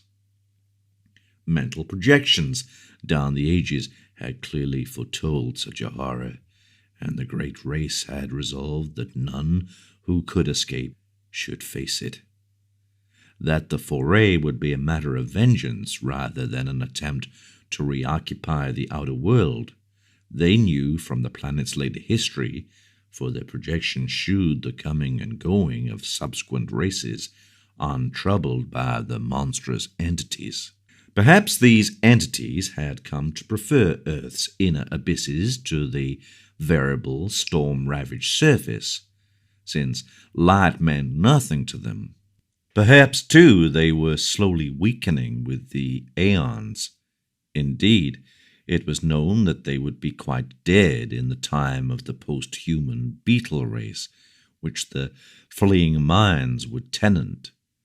Meanwhile, the great race maintained its cautious vigilance, with potent weapons ceaselessly ready despite the horrified banishing of the subject from common speech and visible records. And always the shadow of nameless fear hung about the sealed trap-doors and the dark, windowless elder towers. 5. That is the world of which my dreams brought me dim, scattered echoes every night. I cannot hope to give any true idea of the horror and dread contained in such echoes, for it was upon a wholly intangible quality. The sharp sense of pseudo-memory that such feelings mainly depended. As I have said, my studies gradually gave me a defense against these feelings in the form of rational psychological explanations, and this saving influence was augmented by the subtle touch of accustomedness which comes with the passage of time. Yet, in spite of everything, the vague, creeping terror would return momentarily now and then. It did not, however, engulf me as it had before, and after 1922 I lived a very normal life of work and recreation. In the course of years I began to feel that my experience, together with the kindred cases and the related folklore, ought to be definitely summarized and published for the benefit of serious students. Hence I prepared a series of articles briefly covering the whole ground, and illustrated with crude sketches of some of the shapes, scenes, decorative motifs, and hieroglyphs remembered from the dreams. These appeared at various times during 1928 and 1929 in the Journal of the American Psychological Society, but did not attract much attention. Meanwhile, I continued to record my dreams with the minutest care, even though the growing stack of reports attained troublesomely vast proportions. On July 10, 1934, there was forwarded to me by the Psychological Society the letter which opened the culminating and most horrible phase of the whole mad ordeal. It was postmarked Pilbara, Western Australia, and bore the signature of one whom I found, upon inquiry, to be a mining engineer of considerable prominence. Enclosed were some very curious snapshots. I will reproduce the text in its entirety, and no reader can fail to understand how tremendous an effect it and the photographs had upon me. I was for a time almost stunned and incredulous, for although I had often thought that some basis of fact must underlie certain phrases of the legends which had colored my dreams, I was none the less unprepared for anything like a tangible survival from a lost world remote beyond all imagination. Most devastating of all were the photographs, for here, in cold, incontrovertible realism, they stood out against a background of sand, certain worn-down, water-ridged, storm-weathered blocks of stone whose slightly convex tops and slightly concave bottoms told their own story. And when I studied them with a magnifying glass, I could see all too plainly, amidst the batterings and pittings, the traces of those vast curvilinear designs and occasional hieroglyphs whose significance had become so hideous to me. But here is the letter which speaks for itself. 49 Dampier Street, Pilbara, Western Australia, 18th of May, 1934. Professor N. W. Peasley, care of A.M. Psychological Society, 30 East 41st Street, New York City, USA. My dear sir, a recent conversation with Dr. E. M. Boyle of Perth and some papers with your articles, which he has just sent me, make it advisable for me to tell you about certain things I have seen in the great sandy desert east of our goldfield here. It would seem, in view of the peculiar legends about old cities with huge stonework and strange designs and hieroglyphs which you describe, that I have come upon something very important. The blackfellows have always been full of talk about great stones with marks on them, and seem to have a terrible fear of such things. They connect them in some way with their common racial legends about Buddy, the gigantic old man who lies asleep for ages underground with his head on his arm, and who will someday awake and eat up the world. There are some very old and half-forgotten tales of enormous underground huts of great stones where passages lead down and where horrible things have happened. The blackfellows claim that once some warriors fleeing in battle went down into one and never came back, but that frightful winds began to blow from the place soon after they went down. However, there usually isn't much in what these natives say. But what I have to tell you is more than this. 2 years ago, when I was prospecting about 500 miles east in the desert, I came on a lot of queer pieces of dressed stone, perhaps 3 times 2 times 2 feet in size, and weathered and pitted to the very limit. At first I couldn't find any of the marks the blackfellows told about, but when I looked close enough, I could make out some deeply carved lines in spite of the weathering. They were peculiar curves, just like what the blacks had tried to describe. I imagine there must have been 30 or 40 blocks, some nearly buried in the sand, and all within a circle perhaps a quarter of a mile's diameter. When I saw some, I looked around closely for more, and made a careful reckoning of the place with my instruments. I also took pictures of 10 or 12 of the most typical blocks, and will enclose the prints for you to see. I turned my information and pictures over to the government at Perth, but they have done nothing with them. Then I met Dr. Boyle, who had read your articles in the Journal of the American Psychological Society, and in time happened to mention the stones. He was enormously interested, and became quite excited when I showed him my snapshots, saying that the stones and markings were just like those of the masonry you had dreamed about and seen described in legends. He meant to write to you, but was delayed. Meanwhile, he sent me most of the magazines with your articles, and I saw at once from your drawings and descriptions that my stones are certainly the kind you mean. You can appreciate this from the enclosed prints. Later on, you will hear directly from Dr. Boyle. Now, I can understand how important all this will be to you. Without question, we are faced with the remains of an unknown civilization older than any dreamed of before, and forming a basis for your legends. As a mining engineer, I have some knowledge of geology, and can tell you that these blocks are so ancient, they frighten me. They are mostly sandstone and granite, though one is almost certainly made of a queer sort of cement or concrete. They bear evidence of water action, as if this part of the world had been submerged and come up again after long ages, all since these blocks were made and used. It is a matter of hundreds of thousands of years, or heaven knows how much more. I don't like to think about it.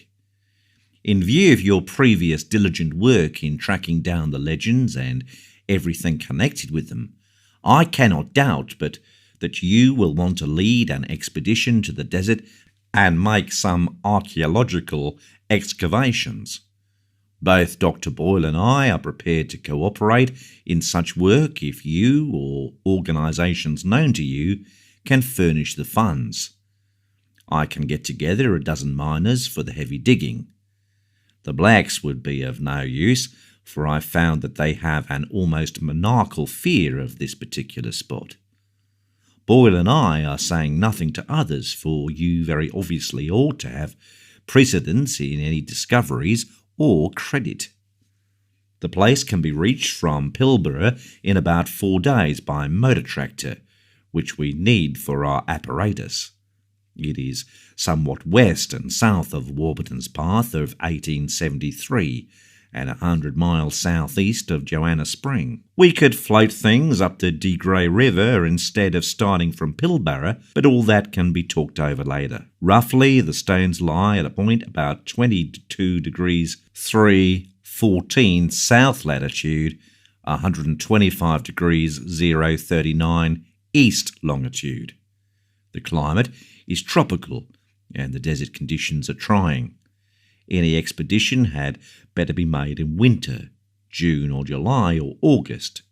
I shall welcome further correspondence upon this subject, and am keenly eager to assist in any plan you may devise. After studying your articles, I am deeply impressed with the profound significance of the whole matter. Dr. Boyle will write later. When rapid communication is needed, a cable to Perth can be relayed by wireless. Hoping profoundly for an early message. Believe me, most faithfully yours, Robert B. F. Mackenzie. Of the immediate aftermath of this letter, much can be learned from the press. My good fortune in securing the backing of Miskatonic University was great, and both Mr. Mackenzie and Dr. Boyle proved invaluable in arranging matters at the Australian end. We were not too specific with the public about our objects, since the whole matter would have lent itself unpleasantly to sensational and jocose treatment by the cheaper newspapers. As a result, printed reports were sparing, but enough appeared to tell of our quest for reported Australian ruins and to chronicle various preparatory steps. Professor William Dyer of the college's geology department, leader of the Miskatonic Antarctic expedition of 1930-31, Ferdinand C. Ashley of the Department of Ancient History, and Tyler M. Freeborn of the Department of Anthropology, together with my son Wingate, accompanied me. My correspondent Mackenzie came to Arkham early in 1935 and assisted in our final preparations. He proved to be a tremendously competent and affable man of about 50, admirably well read and deeply familiar with all the conditions of Australian travel. He had tractors waiting at Pilbara, and we chartered a tramp steamer of sufficiently light draught to get up the river to that point. We were prepared to excavate in the most careful and scientific fashion, sifting every particle of sand and disturbing nothing which might seem to be in or near its original situation. Sailing from Boston aboard the Wheezy Lexington on March 28, 1935, we had a leisurely trip across the Atlantic and Mediterranean, through the Suez Canal, down the Red Sea, and across the Indian Ocean to our goal. I need not tell how the side of the low, sandy Western Australian coast depressed me, and how I detested the crude mining town and dreary goldfields where the tractors were given their last loads. Dr. Boyle, who met us, proved to be elderly, pleasant, and intelligent, and his knowledge of psychology led him into many long discussions with my son and me. Discomfort and expectancy were oddly mingled in most of us when at length our party of 18 rattled forth over the arid leagues of sand and rock. On Friday, May 31st, we forded a branch of the De Grey and entered the realm of utter desolation. A certain positive terror grew on me as we advanced to this actual side of the elder world, behind the legends, a terror of course abetted by the fact that my disturbing dreams and pseudo-memories still beset me with unabated force. It was on Monday, June 3rd, that we saw the first of the half-buried blocks. I cannot describe the emotions with which I actually touched, in objective reality, a fragment of cyclopean masonry, in every respect like the blocks and the walls of my dream buildings.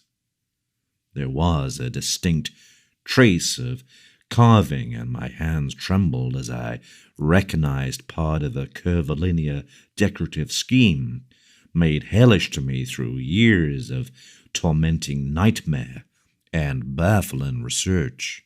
A month of digging brought a total of some 1,250 blocks in varying stages of wear and disintegration. Most of these were carven megaliths with curved tops and bottoms.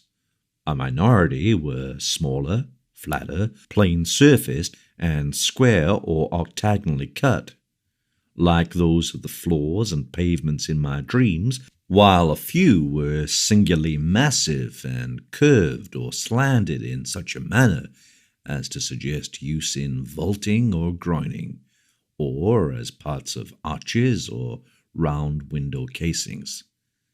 The deeper and the farther north and east we dug, the more blocks we found, though we still failed to discover any trace of arrangement among them.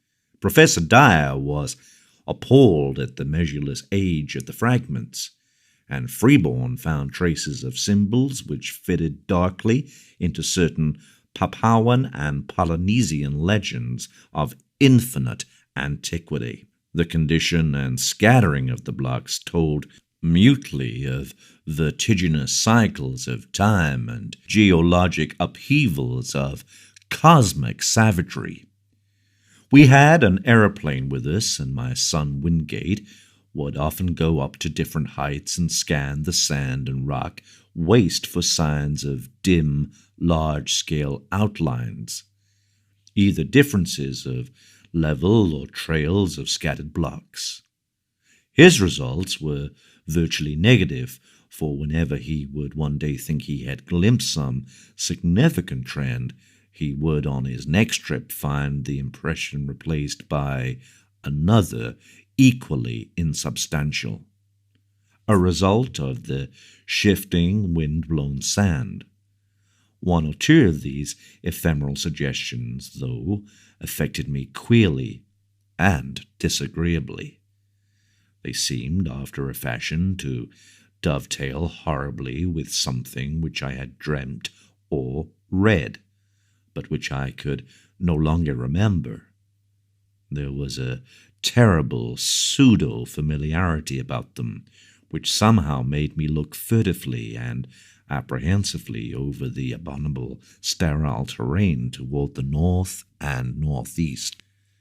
Around the first week in July, I developed an unaccountable set of mixed emotions about that general northeasterly region.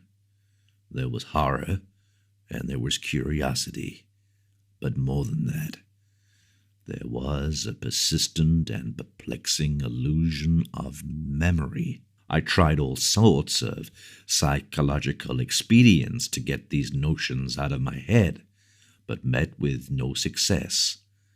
Sleeplessness also gained upon me, but I almost welcomed this because of the resultant shortening of my dream periods. I acquired the habit of taking long, lone walks in the desert late at night, usually to the north or northeast, whither the sum of my strange new impulses seemed subtly to pull me. Sometimes on these walks I would stumble over nearly buried fragments of the ancient masonry. Though there were fewer visible blocks here than where we had started, I felt sure that there must be a vast abundance beneath the surface. The ground was less level than at our camp, and the prevailing high winds now and then piled the sand into fantastic temporary hillocks, exposing some traces of the elder stones while it covered other traces. I was queerly anxious to have the excavations extend to this territory, yet at the same time dreaded what might be revealed. Obviously, I was getting into a rather bad state, all the worse because I could not account for it. An indication of my poor nervous health can be gained from my response to an odd discovery which I made on one of my nocturnal rambles. It was on the evening of July the 11th when a gibbous moon flooded the mysterious hillocks with a curious pallor. Wandering somewhat beyond my usual limits, I came upon a great stone, which seemed to differ markedly from any we had yet encountered. It was almost wholly covered, but I stooped and cleared away the sand with my hands, later studying the object carefully, and supplanting the moonlight with my electric torch. Unlike the other very large rocks, this one was perfectly square cut, with no convex or concave surface. It seemed, too, to be of a dark basaltic substance wholly dissimilar to the granite and sandstone and occasional concrete of the now familiar fragments. Suddenly I rose, turned, and ran for the camp at top speed. It was a wholly unconscious and irrational flight, and only when I was close to my tent did I fully realize why I had run. Then it came to me. The queer, dark stone was something which I had dreamt and read about, and which was linked with the utmost horrors of the aeon-old legendary. It was one of the blocks of that basaltic elder masonry which the fabled great race held in such fear. The tall, windowless ruins left by those brooding, half-material, alien things that feasted in earth's nether abysses, and against whose wind-like invisible forces the trap-doors were sealed and the sleepless sentinels posted. I remained awake all that night, but by dawn realized how silly I had been to let the shadow of a myth upset me. Instead of being frightened, I should have had a discoverer's enthusiasm. The next forenoon, I told the others about my find, and Dyer, Freeborn, Boyle, my son, and I set out to view the anomalous block. Failure, however, confronted us. I had formed no clear idea of the stone's location, and a late wind had wholly altered the hillocks of shifting sand. 6. I come now to the crucial and most difficult part of my narrative, all the more difficult because I cannot be quite certain of its reality. At times I feel uncomfortably sure that I was not dreaming or deluded, and it is this feeling, in view of the stupendous implications which the objective truth of my experience would raise, which impels me to make this record. My son, a trained psychologist with the fullest and most sympathetic knowledge of my whole case, shall be the primary judge of what I have to tell. First, let me outline the externals of the matter as those at the camp know them. On the night of July 17 to 18, after a windy day, I retired early but could not sleep.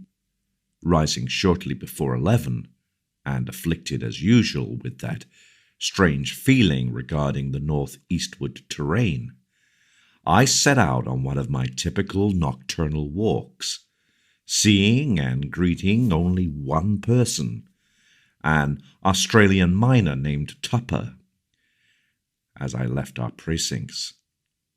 The moon, slightly past full, shone from a clear sky and drenched the ancient sands with a white, leprous radiance, which seemed to me somehow infinitely evil. There was no longer any wind, nor did any return for nearly 5 hours, as amply attested by Tupper and others who did not sleep through the night. The Australian last saw me walking rapidly across the pallid, secret guarding hillocks toward the northeast. At 3:30 a.m., a violent wind blew up, waking everyone in camp and felling 3 of the tents.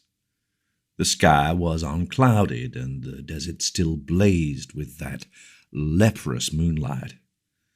As the party saw to the tents, my absence was noted, but in view of my previous walks, this circumstance gave no one alarm. And yet, as many as 3 men, all Australians, seemed to feel something sinister in the air.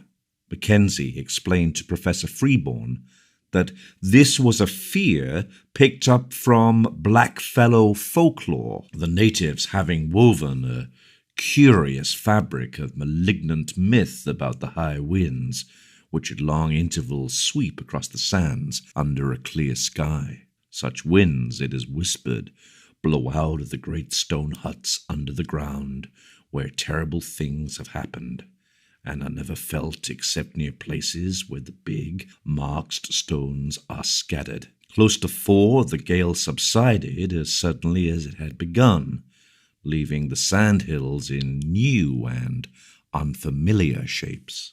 It was just past 5, with the bloated, fungoid moon sinking in the west, when I staggered into camp, hatless, tattered, features scratched and ensanguined, and without my electric torch. Most of the men had returned to bed, but Professor Dyer was smoking a pipe in front of his tent. Seeing my winded and almost frenzied state, he called Dr. Boyle, and the 2 of them got me on my cot and made me comfortable. My son, roused by the stir, soon joined them, and they all tried to force me to lie still and attempt sleep. But there was no sleep for me. My psychological state was very extraordinary, different from anything I had previously suffered. After a time, I insisted upon talking nervously and elaborately explaining my condition.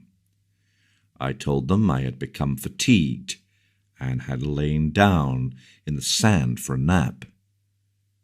There had, I said, been dreams even more frightful than usual, and when I was awaked by the sudden high wind, my overwrought nerves had snapped. I had fled in panic, frequently falling over half-buried stones, and thus gaining my tattered and bedraggled aspect. I must have slept long, hence the hours of my absence.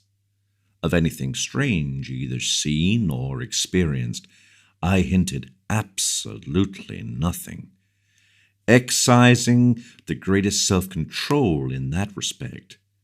But I spoke of a change of mind regarding the whole work of the expedition, and earnestly urged a halt in all digging toward the northeast. My reasoning was patently weak, for I mentioned a dearth of blocks, a wish not to offend the superstitious miners, a possible shortage of funds from the college, and other things either untrue or irrelevant. Naturally, no one paid the least attention to my new wishes, nor even my son, whose concern for my health was very obvious. The next day I was up and around the camp, but took no part in the excavations. Seeing that I could not stop the work, I decided to return home as soon as possible for the sake of my nerves, and made my son promise to fly me in the plane to Perth, 1,000 miles to the southwest. As soon as he had surveyed the region, I wished let alone.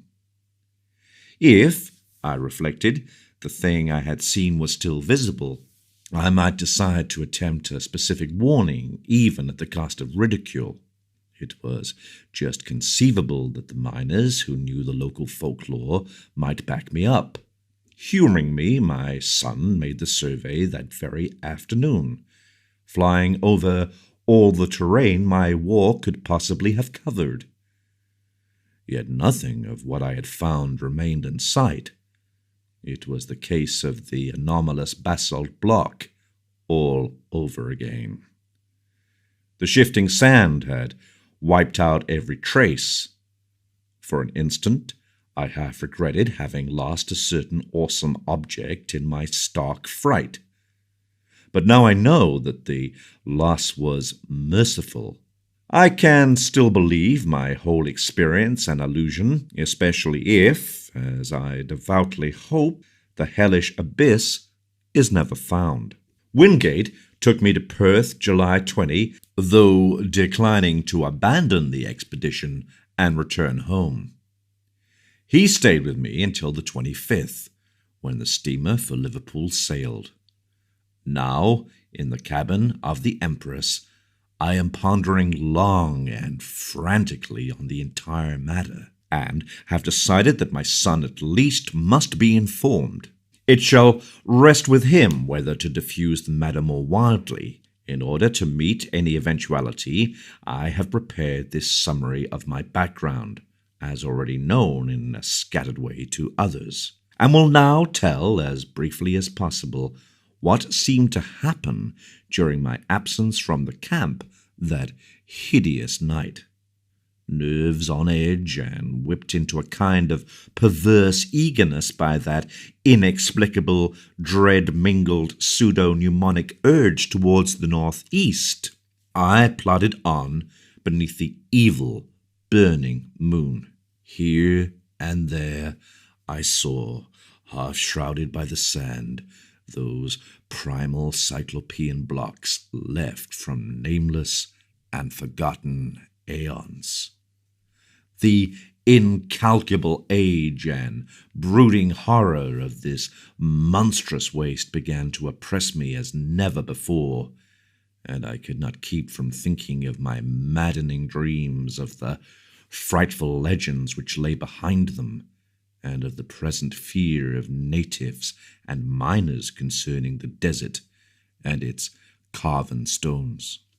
And yet I plodded on as if some eldritch rendezvous, more and more assailed by bewildered fancies, compulsions, and pseudo-memories. I thought of some of the possible contours of the lines of stones as seen by my son from the air, and wondered why they seemed at once so ominous and so familiar. Something was fumbling and rattling at the latch of my recollection, while another unknown force sought to keep this portal barred. The night was windless, and the padded sand curved upward and downward like frozen waves of the sea. I had no goal, but somehow ploughed along as if with fate-bound assurance. My dreams welled up into the waking world, so that each sand-embedded megalith seemed part of an endless rooms and corridors of pre-human masonry, carved and hieroglyphed with symbols that I knew too well from years of custom as a captive mind of the great race. At moments, I fancied I saw those omniscient conical horrors moving about at their accustomed tasks, and I feared to look down lest I find myself one with them in aspect. Yet all the while I saw the sand-covered blocks, as well as the rooms and corridors, the evil burning moon as well as the lamps of luminous crystal, the endless desert as well as the waving ferns and cycads beyond the windows. I was awake and dreaming at the same time. I do not know how long or how far, or, indeed, in just what direction I had walked when I first spied the heaps of blocks barred by the day's wind. It was the largest group in one place that I had so far seen, and so sharply did it impress me that the visions of fabulous aeons faded suddenly away. Again, there were only the desert and the evil moon and the shards of an unguessed past. I drew close and paused, and cast the added light of my electric torch over the tumbled pile. A hillock had blown away, leaving a low, irregularly round mass of megaliths and smaller fragments, some 40 feet across and from 2 to 8 feet high. From the very outset, I realized that there was some utterly unprecedented quality about these stones. Not only was the mere number of them quite without parallel, but something in the sand-worn traces of design arrested me as I scanned them under the mingled beams of the moon and my torch. Not that anyone differed essentially from the earlier specimens we had found. It was something subtler than that. The impression did not come when I looked at one block alone, but only when I ran my eye over several almost simultaneously. Then, at last, the truth dawned upon me. The curvilinear patterns on many of these blocks were closely related, parts of one vast decorative conception. For the first time in this aeon-shaken waste, I had come across a mass of masonry in its old position, tumbled and fragmentary, it is true, but nonetheless existing in a very definite sense. Mounting at a low place, I clambered laboriously over the heap, here and there clearing away the sand with my fingers and constantly striving to interpret varieties of size, shape, and style, and relationship of design. After a while, I could vaguely guess at the nature of the bygone structure, and at the designs which had once stretched over the vast surface of the primal masonry.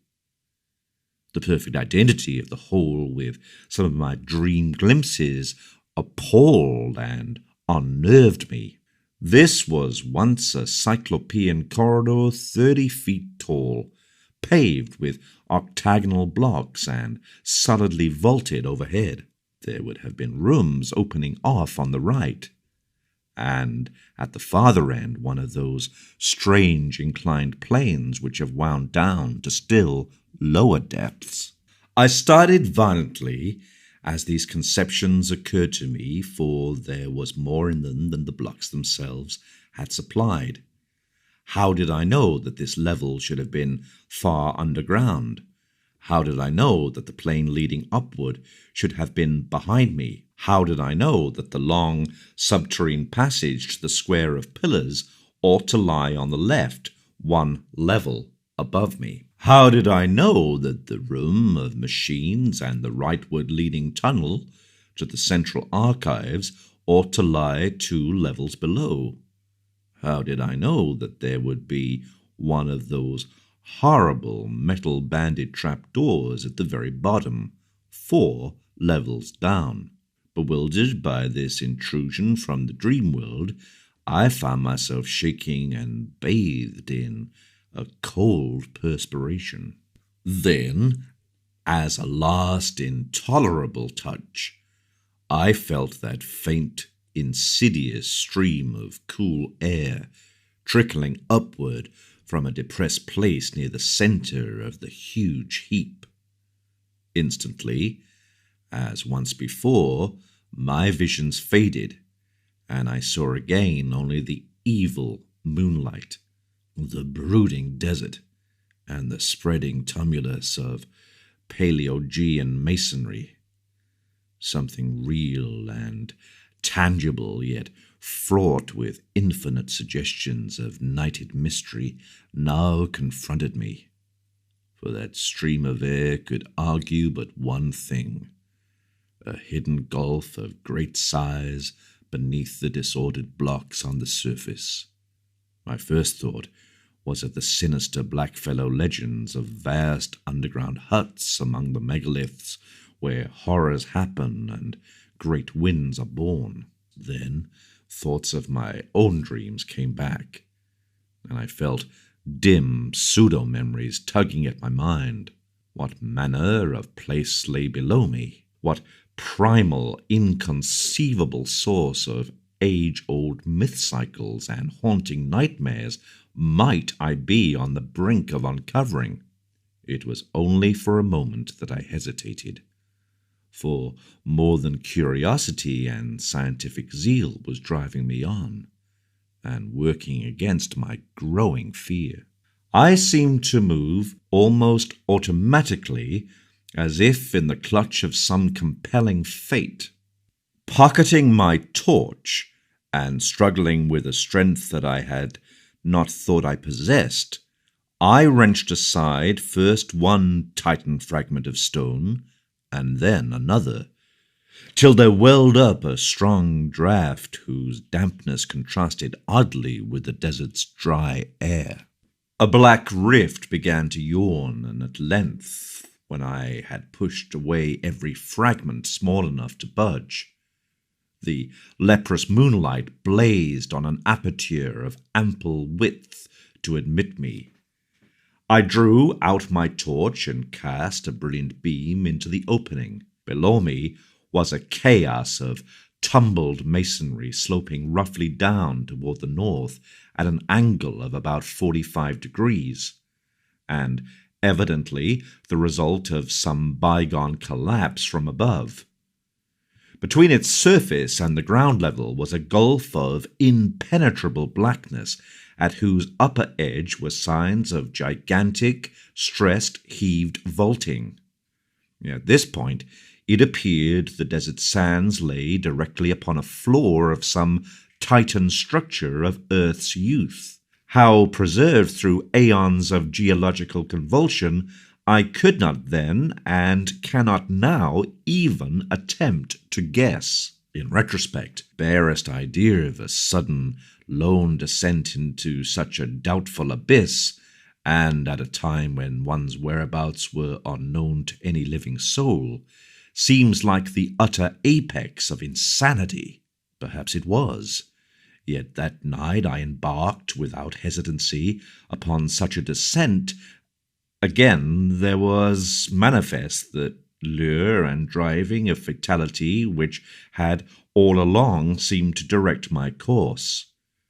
With torch flashing intermittently to save the battery, I commenced a mad scramble down the sinister cyclopean incline below the opening, sometimes facing forward as I found good hand and footholds, and at other times turning to face the heap of megaliths as I clung and fumbled more precariously. In two directions beside me, distant walls of carven, crumbling masonry loomed dimly under the direct beams of my torch. Ahead, however, was only unbroken blackness. I kept no track of time during my downward scramble, so seething with baffling hints and images was my mind that all objective matters seemed withdrawn into incalculable distances. Physical sensation was dead, and even fear remained as a wraith-like inactive gargoyle leering impotently at me. Eventually, I reached a level floor strewn with fallen blocks, shapeless fragments of stone and sand, and detritus of every kind. On either side, perhaps 30 feet apart, rose massive walls culminating in huge groinings. That they were carved I could just discern, but the nature of the carvings was beyond my perception. What held me the most was the vaulting overhead. The beam from my torch could not reach the roof, but the lower parts of the monstrous arches stood out distinctly, and so perfect was their identity with what I had seen in countless dreams of the elder world that I trembled actively for the first time. Behind and high above, a faint luminous blur told of the distant moonlight world outside. Some Vague shreds of caution warned me that I should not let it out of my sight, lest I have no guide for my return. I now advanced toward the wall on my left, where the traces of carving were plainest. The littered floor was nearly as hard to traverse as the downward heap had been, but I managed to pick my difficult way.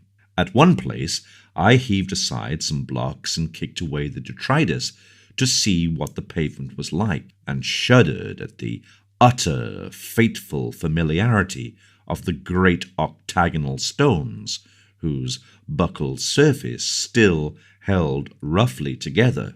Reaching a convenient distance from the wall, I cast the torchlight slowly and carefully over its worn remnants of carving.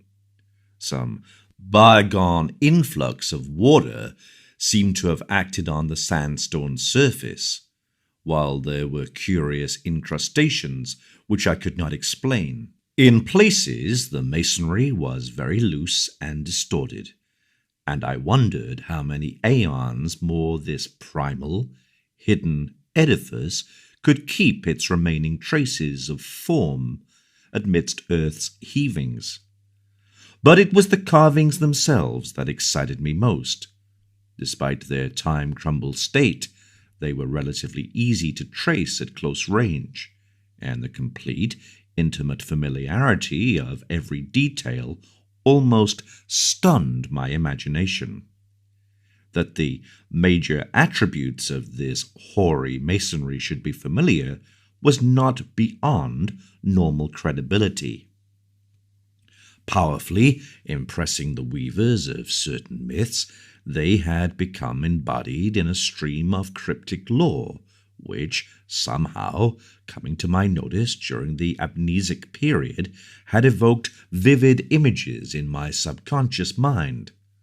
But how could I explain the exact and minute fashion in which each line and spiral of these strange designs tallied with what I had dreamt for more than a score of years?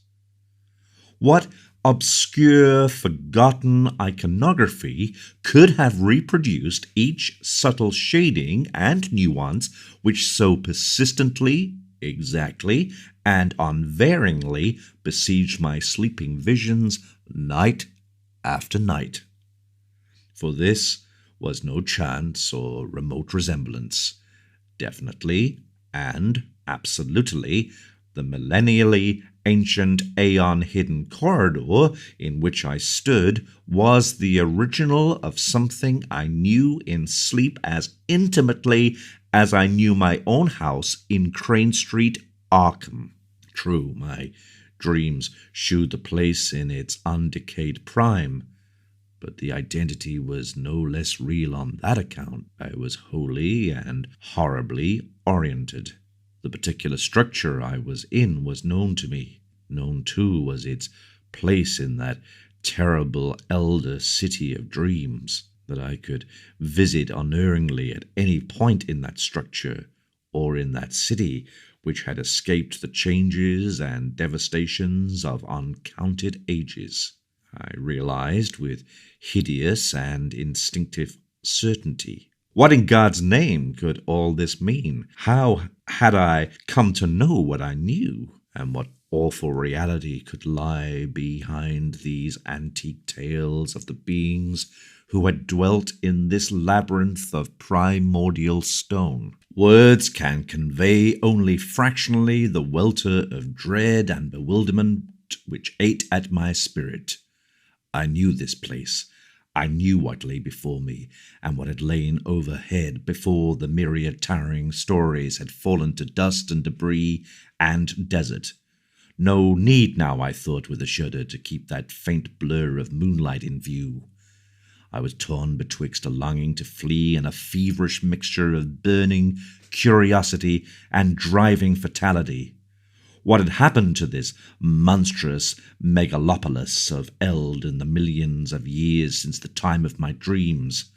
Of the subterranean mazes which had underlain the city and linked all its Titan towers? How much had still survived the writhings of earth's crust? Had I come upon a whole buried world of unholy archaism? Could I still find the house of the writing master and the tower where Sagar, a captive mind from the star-headed vegetable carnivores of Antarctica, had chiseled certain pictures on the blank spaces of the walls? Would the passage at the second level down to the hall of the alien mines be still unchoked and traversable? In that hall, the captive mind of an incredible entity, a half-plastic denizen of the hollow interior of an unknown trans-Plutonian planet 18 million years in the future, had kept a certain thing which it had modelled from clay. I shut my eyes and put my hand to my head in a vain, pitiful effort to drive these insane dream fragments from my consciousness. Then, for the first time, I felt acutely the coolness, motion, and dampness of the surrounding air. Shuddering, I realized that a vast chain of aeon-dead black gulfs must indeed be yawning somewhere beyond and below me. I thought of the frightful chambers and corridors and inclines as I recalled them from my dreams. Would the way to the central archive still be open? Again that driving fatality tugged insistently at my brain as I recalled the awesome records that once lay cased in those rectangular vaults of rustless metal. There, said the dreams and legends, had reposed the whole history, past and future, of the cosmic space-time continuum, written by captive minds from every orb and every age in the solar system. Madness, of course, but had I not now stumbled into a nighted world as mad as I?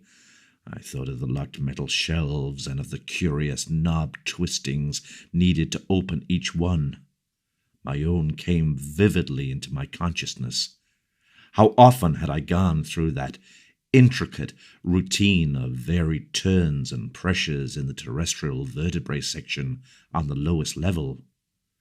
Every detail was fresh and familiar. If there were such a vault as I had dreamed of, I could open it in a moment. It was then that madness took me utterly.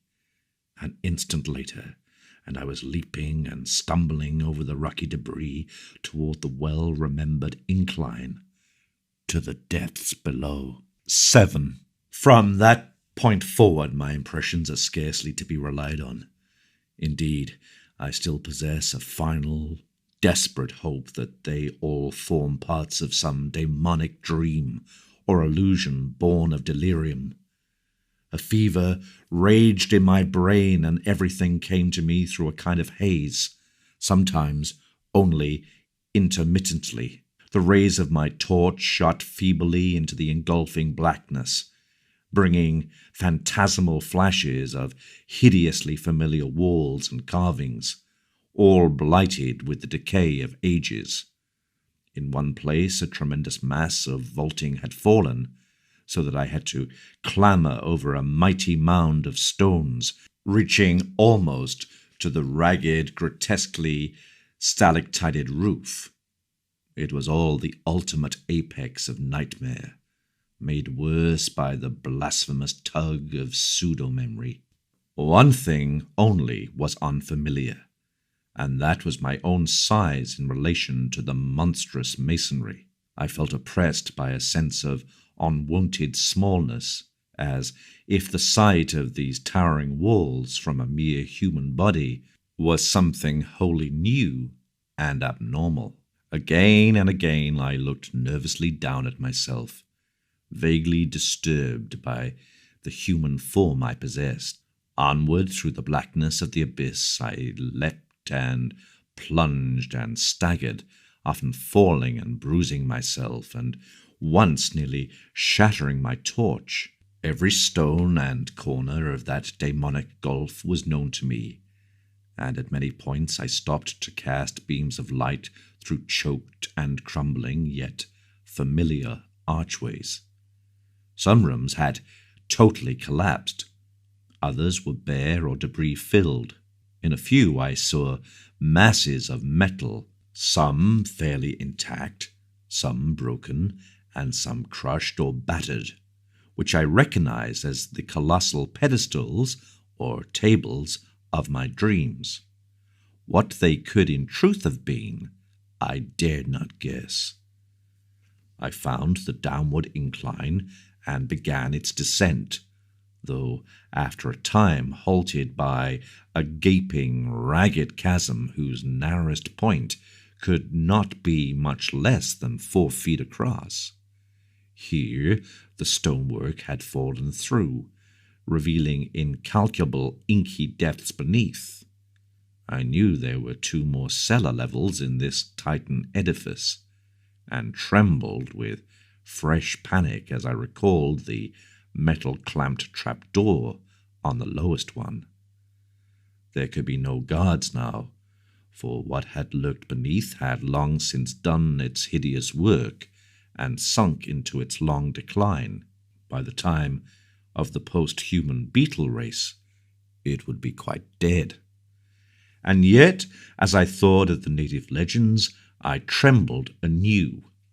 It cost me a terrible effort to vault that yawning chasm, since the lidded floor prevented a running start, but madness drove me on. I chose a place close to the left-hand wall, where the rift was least wide and the landing spot reasonably clear of dangerous debris, and after one frantic moment reached the other side in safety. At last, gaining the lower level, I stumbled on past the archway of the room of machines, within which were fantastic ruins of metal half buried beneath fallen vaulting. Everything was where I knew it would be, and I climbed confidently over the heaps which barred the entrance of a vast transverse corridor. This, I realized, would take me under the city to the central archives. Endless ages seemed to unroll as I stumbled, leaped, and crawled along that debris-cluttered corridor. Now and then I could make out carvings on the age-stained walls, some familiar, others seemingly added since the period of my dreams. Since this was a subterranean house connecting highway, there were no archways save when the route led through the lower levels of various buildings. At some of these intersections, I turned aside long enough to look down well-remembered corridors and into well-remembered rooms. Twice only did I find any radical changes from what I had dreamed of, and in one of these cases I could trace the sealed-up outlines of the archway I remembered.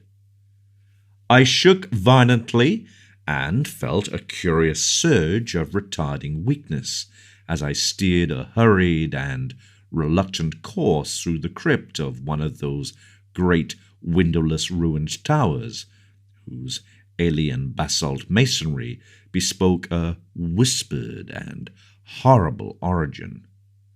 This primal vault was round and fully 200 feet across, with nothing carved upon the dark-hued stonework. The floor was here free from anything save dust and sand, and I could see the apertures leading upward and downward. There were no stairs or inclines. Indeed, my dreams had pictured those elder towers as wholly untouched by the fabulous great race.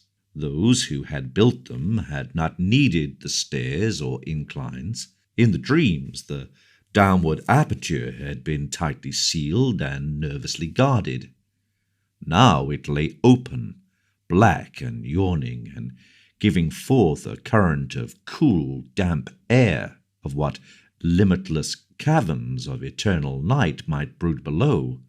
I would not permit myself to think. Later, clawing my way along a badly heaped section of the corridor, I reached a place where the roof had wholly caved in.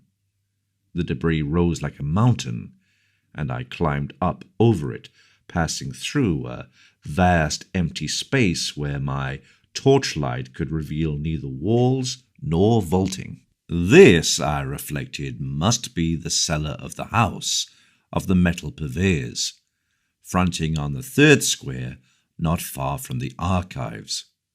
What had happened to it, I could not conjecture. I found the corridor again beyond the mountain of detritus and stones, but after a short distance encountered a wholly choked place where the fallen vaulting almost touched the perilously sagging ceiling. How I managed to wrench and tear aside enough blocks to afford a passage, and how I dared disturb the tightly packed fragments when the least shift of equilibrium might have brought down all the tons of superincumbent masonry to crush me to nothingness. I do not know. It was sheer madness that impelled and guided me, if indeed my whole underground adventure was not, as I hope, a hellish delusion or phase of dreaming. But I did make, or dream that I made, a passage that I could squirm through. As I wriggled over the mound of debris, my torch switched continuously on, thrust deeply within my mouth. I felt myself torn by the fantastic stalactites at the jagged floor above me. I was now close to the great underground archival structure which seemed to form my goal. Sliding and clambering down the farther side of the barrier, and picking my way along the remaining stretch of corridor with hand-held, intermittently flashing torch, I came at last to a low, circular crypt with arches, still in a marvelous state of preservation, opening off on every side. The walls, or such parts of them as lay within reach of my torchlight, were densely hieroglyphed and chiseled with typical curvilinear symbols, some added since the period of my dreams. This, I realized, was my fated destination, and I turned at once through a familiar archway on my left. That I could find a clear passage up and down the incline to all the surviving levels, I had oddly little doubt. This vast, earth-protected pile housing the annals of all the solar system had been built with supernal skill and strength to last as long as that system itself. Blocks of stupendous size, poised with mathematical genius and bound with cements of incredible toughness, had combined to form a mass as firm as the planet's rocky core.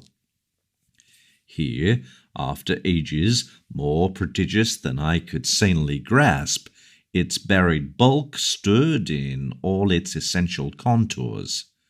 The vast, dust-drifted floors scarce sprinkled with the litter elsewhere so dominant. The relatively easy walking from this point onward went curiously to my head. All the frantic eagerness hitherto frustrated by obstacles now took itself out in a kind of febrile speed, and I literally raced along the low-roofed, monstrously well-remembered aisles beyond the archway. I was past being astonished by the familiarity of what I saw. On every hand, the great hieroglyphed metal shelf doors loomed monstrously, some yet in place, others sprung open, and still others bent and buckled under bygone geological stresses not quite strong enough to shatter the Titan masonry. Here and there, a dust-covered heap below a gaping empty shelf seemed to indicate where cases had been shaken down by earth tremors. On occasional pillars were great symbols or letters proclaiming classes and subclasses of volumes. Once I paused before an open vault where I saw some of the accustomed metal cases still in position amidst the omnipresent gritty dust. Reaching up, I dislodged one of the thinner specimens with some difficulty and rested it on the floor for inspection. It was titled in the prevailing curvilinear hieroglyphs, though something in the arrangement of the characters seemed subtly unusual. The odd mechanism of the hooked fastener was perfectly well known to me, and I snapped up the still rustless and workable lid and drew out the book within.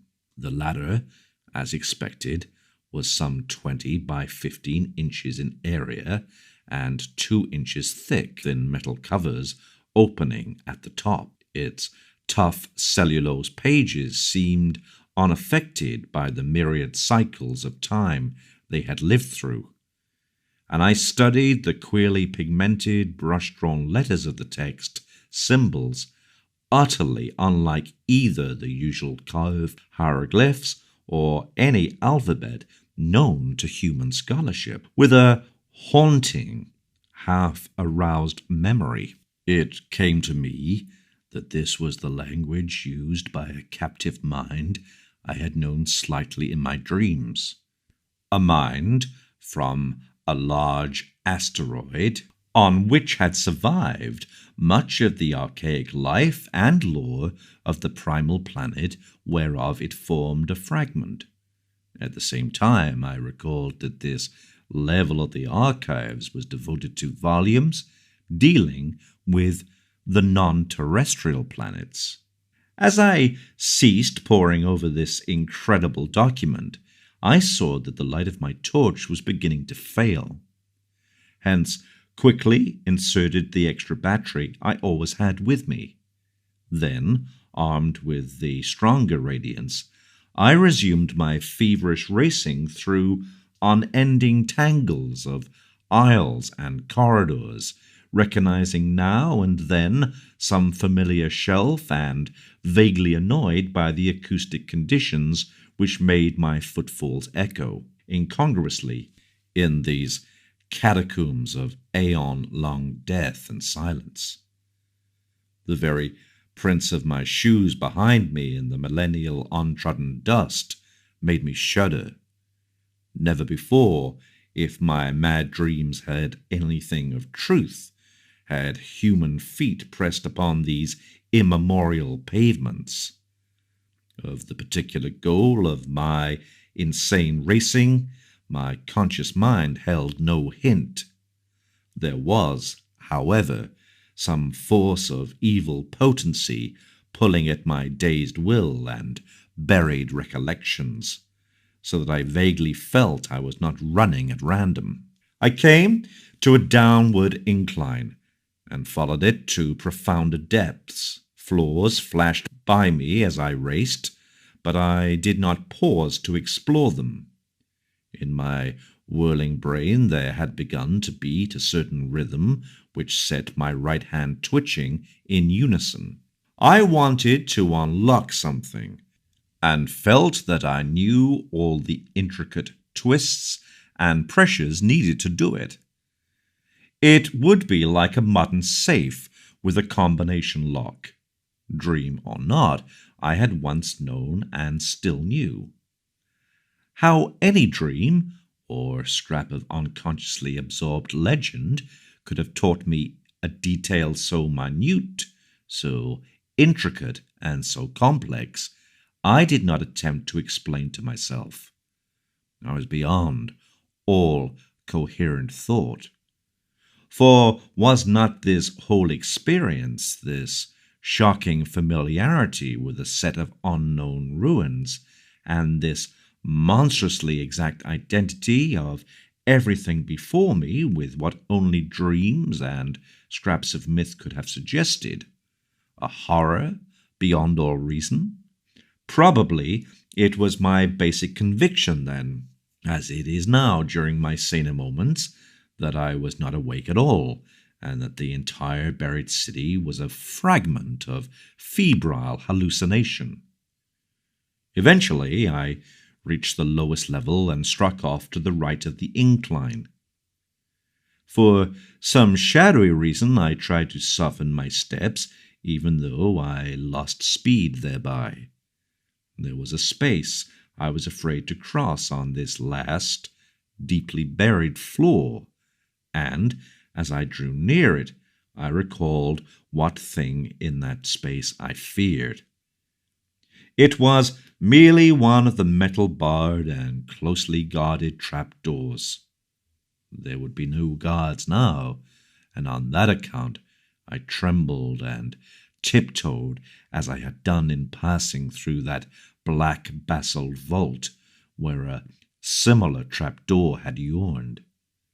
I felt a current of cool, damp air as I had felt there, and wished that my course led in another direction. Why I had to take the particular course I was taking, I did not know. When I came to the space, I saw that the trapdoor yawned widely open. Ahead, the shelves began again, and I glimpsed on the floor before one of them a heap very thinly covered with dust, where a number of cases had recently fallen.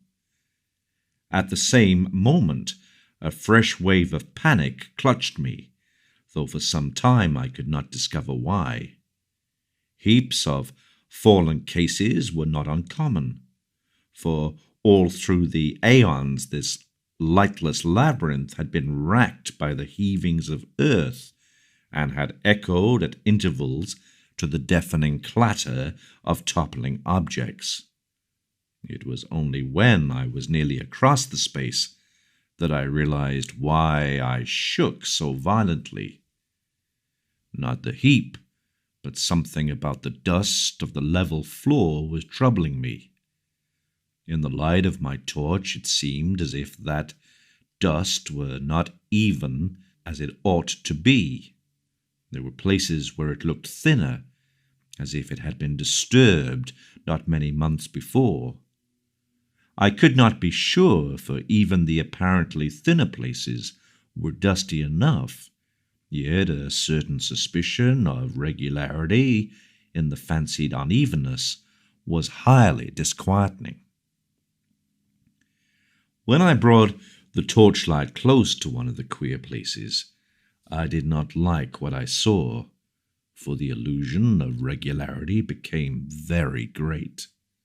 It was as if there were regular lines of composite impressions that went in threes, each slightly over a foot square, and consisting of 5 nearly circular 3-inch prints, one in advance of the other 4.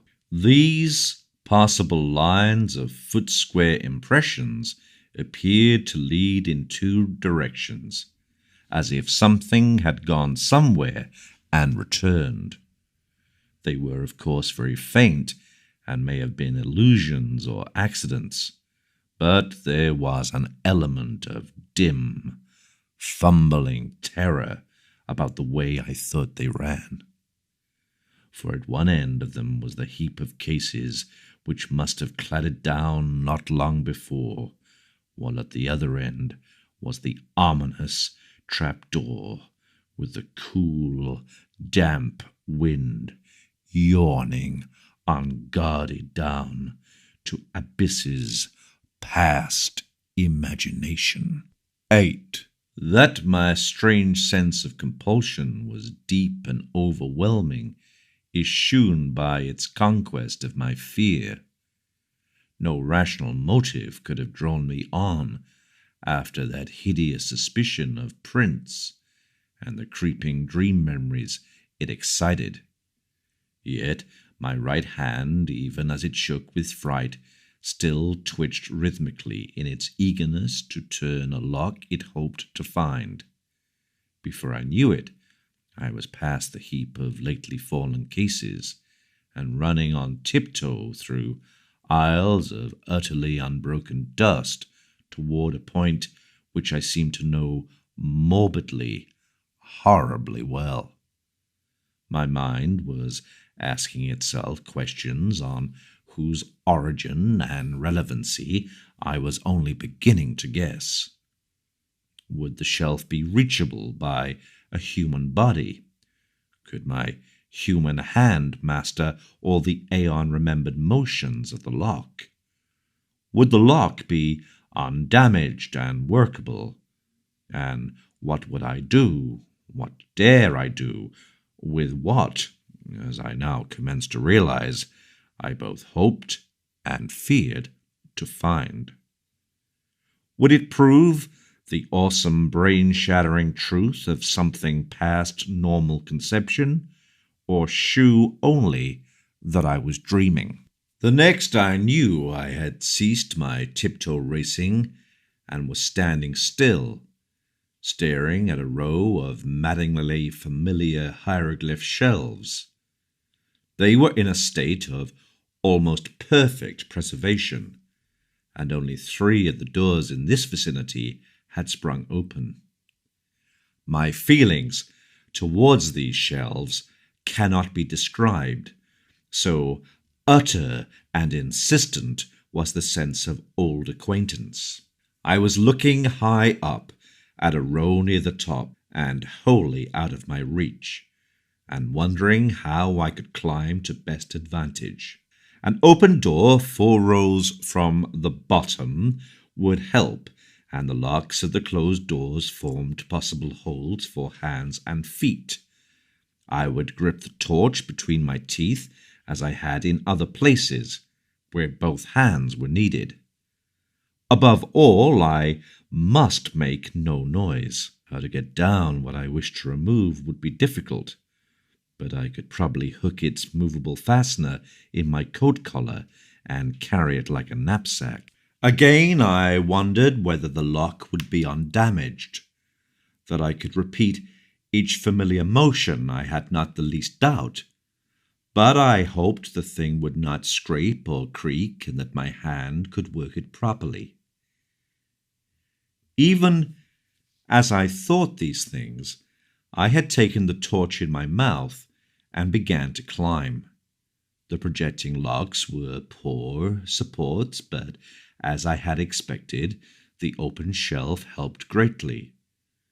I used both the difficulty swinging door and the edge of the aperture itself in my ascent, and managed to avoid any loud creaking.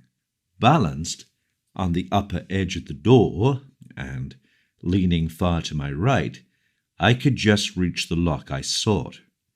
My fingers, half numb from climbing, were very clumsy at first, but I soon saw that they were anatomically adequate, and the memory rhythm was strong in them. Out of the unknown gulfs of time, the intricate second motions had somehow reached my brain correctly in every detail, for after less than 5 minutes of trying, there came a click whose familiarity was all the more startling, because I had not consciously anticipated it. In another instant, the metal door was slowly swinging open with only the faintest grating sound. Dazedly, I looked over the row of grayish case ends thus exposed, and felt a tremendous surge of some wholly inexplicable emotion. Just within reach of my right hand was a case whose curving hieroglyphs made me shake with a pang infinitely more complex than one of mere fright. Still shaking, I managed to dislodge it amidst a shower of gritty flakes, and ease it over toward myself without any violent noise. Like the other case I had handled, it was slightly more than 20 by 15 inches in size, with curved mathematical designs in low relief. In thickness, it just exceeded 3 inches. Crudely wedging it between myself and the surface I was climbing, I fumbled with the fastener and finally got the hook free. Lifting the cover, I shifted the heavy object to my back and let the hook catch hold of my collar. Hands now free, I awkwardly clambered down to the dusty floor and prepared to inspect my prize.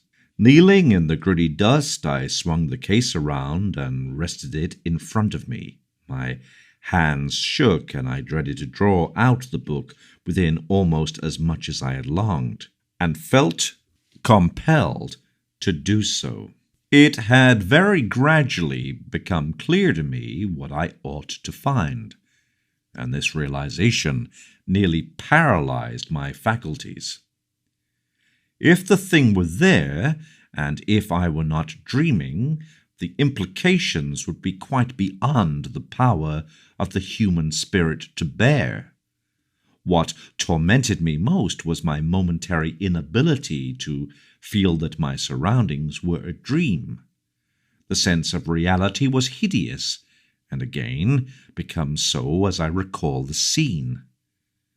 At length I tremblingly pulled the book from its container and stared fascinatedly at the well-known hieroglyphs on the cover. It seemed to be in a prime condition, and the curvilinear letters at the title held me in an almost as hypnotized as a state as if I could read them. Indeed, I cannot swear that I did not actually read them in some transient and terrible access of abnormal memory. I do not know how long it was before I dared to lift that thin metal cover. I temporized and made excuses to myself. I took the torch from my mouth and shut it off to save the battery. Then, in the dark, I screwed up my courage, finally lifting the cover without turning on the light. Last of all, I did indeed flash the torch upon the exposed page, steeling myself in advance to suppress any sound, no matter what I should find. I looked for an instant, then almost collapsed. Clenching my teeth, however, I kept silent. I sank wholly to the floor and put a hand to my forehead amidst the engulfing blackness. What I dreaded and expected was there. Either I was dreaming or time and space had become a mockery. I must be dreaming, but I would test the horror by carrying this thing back and showing it to my son if it were indeed a reality. My head swam frightfully, even though there was no visible object in the unbroken gloom to swirl around me. Ideas and images of the starkest terror, excited by vistas which my glimpse had opened up, began to throng in upon me and cloud my senses. I thought of those possible prints in the dust, and trembled at the sound of my own breathing as I did so. Once again I flashed on the light and looked at the pages as a serpent's victim may look at his destroyer's eyes and fangs. Then, with clumsy fingers in the dark, I closed the book, put it in its container, and snapped the lid and the curious hooked fastener. This was what I must carry back to the outer world if it truly existed, if the whole abyss truly existed, if I and the world itself truly existed. Just when I tottered to my feet and commenced my return, I cannot be certain. It comes to me oddly as a measure of my sense of separation from the normal world that I did not even once look at my watch during those hideous hours. Underground, torch in hand, and with the ominous case under one arm, I eventually found myself tiptoeing in a kind of silent panic past the draft-giving abyss, and those lurking suggestions of print. I lessened my precautions as I climbed up the endless inclines, but I could not shake off a shadow of apprehension which I had not felt on the downward journey. I dreaded having to repass through that black basalt crypt that was older than the city itself, where cold draughts welled up from unguarded depths. I thought of that which the great race had feared, and of what might still be lurking, be it ever so weak and dying down there. I thought of those possible 5-circle prints, and of what my dreams had told me of such prints, and of strange winds and whistling noises associated with them, and I thought of the tales of the modern blacks, wherein the horror of great winds and nameless subterranean ruins was dwelt upon. I knew from a carven wall symbol the right floor to enter, and came at last, after passing that other book I had examined, to the great circular space with the branching archways. On my right, and at once recognizable, was the arch through which I had arrived. This I now entered, conscious that the rest of my course would be harder because of the tumbled state of the masonry outside the archive building. My new metal-cased burden weighed upon me, and I found it harder and harder to be quiet as I stumbled among debris and fragments of every sort. Then I came to the ceiling, high mound of debris, through which I had wrenched a scanty passage. My dread at wriggling through again was infinite, for my first passage had made some noise, and I now, after seeing those possible prints, dreaded sound above all things. The case, too, doubled the problem of traversing the narrow crevice, but I clambered up the barrier as best I could, and pushed the case through the aperture ahead of me.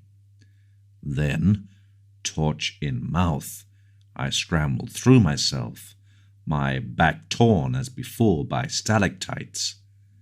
As I tried to grasp the case again, it fell some distance ahead of me, down the slope of the debris, making a disturbing clatter and arousing echoes which sent me into a cold perspiration.